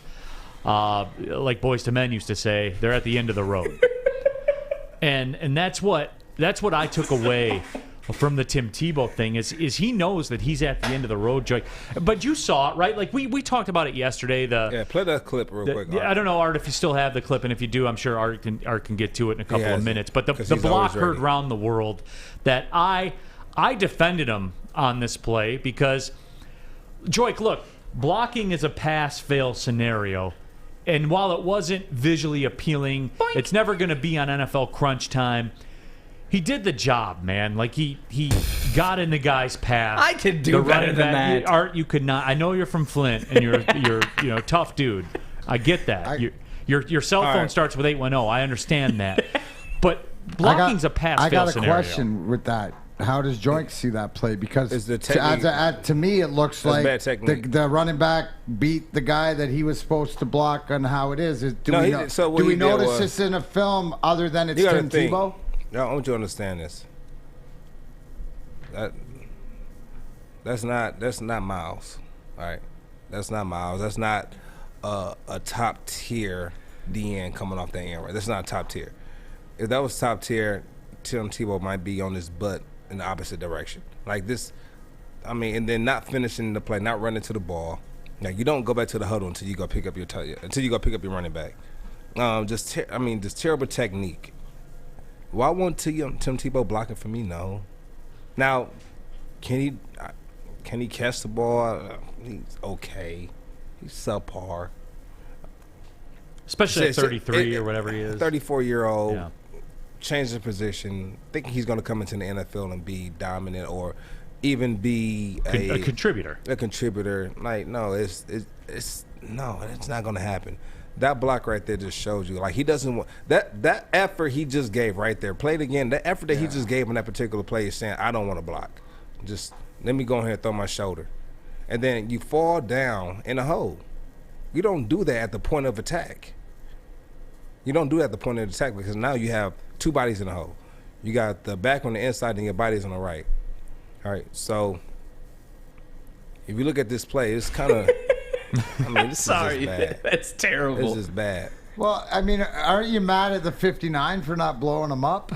You know what I mean? Like, Yeah, it's just like, and it's not good for 59 either. I mean, you got Right. Tim Tebow blocking. You need to run through him. This is the time for you to kind of make your mark and, you know, make him like embarrass him so you can get your name out there.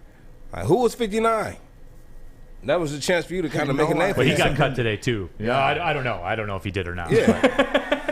if he hasn't yet, the Oh, the man. Reaper's coming. Bring your playbooks coming soon. Yeah, it's just like, you got a former quarterback playing tight end. Like, there's no way he's more physical. I mean, I know it was a terrible block. He just kind of threw his body in there. But it was also another block in the game he had that was not, if not worse, equally as bad as that one. Yeah, So- and that was the discussion point that everybody brought up. And And then like 59, that was just bad on 59 part two. I mean, you got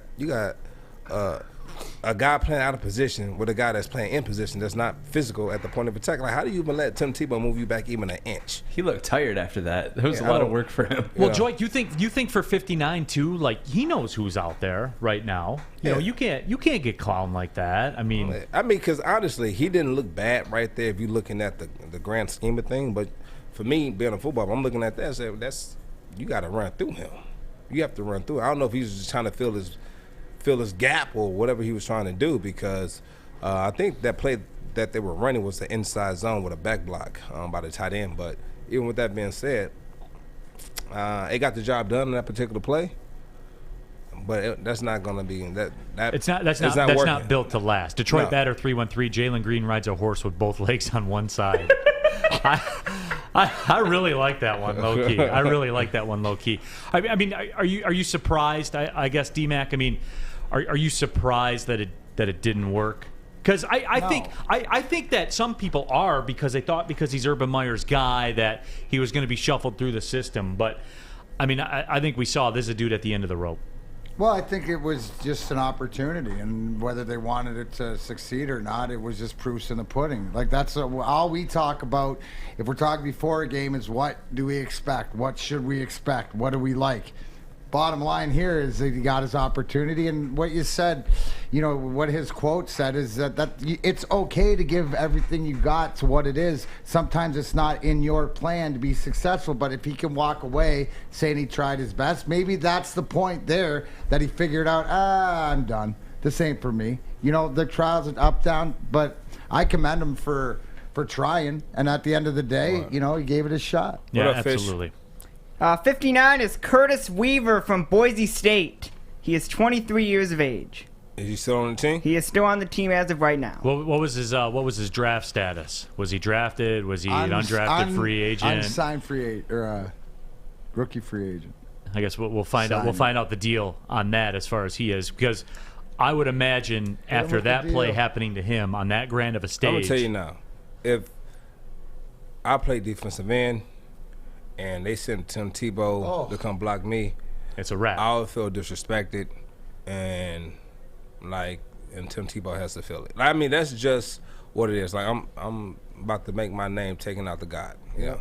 Well, and Joique, it's one of those scenarios too, because this happens in the NFL. If you're 59, just what you said, and you're feeling that disrespect. Speaking of 59, it's 12:59 right now. What's up, Fish? Yeah. He was drafted last year, 2020 draft, 164 by the Dolphins. He got waived August 24th last year, and then went to the Browns August 25th last year. Yeah. All right. But if you feel disrespected, you're going to go, like you said, you'll even overrun the play to make them feel like you, Michael won't Jordan, you? I'm going to take it personal. There you go. Absolutely. I took it personal. Yeah. Thanks, everybody, for watching Big D Energy. You don't want Energy. to play that way? Don't play that way. 2 o'clock, the bottom line. Braylon Edwards, Ryan Armani will be coming up next. Again, big thanks for all the YouTube comments and everything like that. We'll see you tomorrow, 11 o'clock. Take a Big break. D Energy. Well, see you later. Hold on, gang.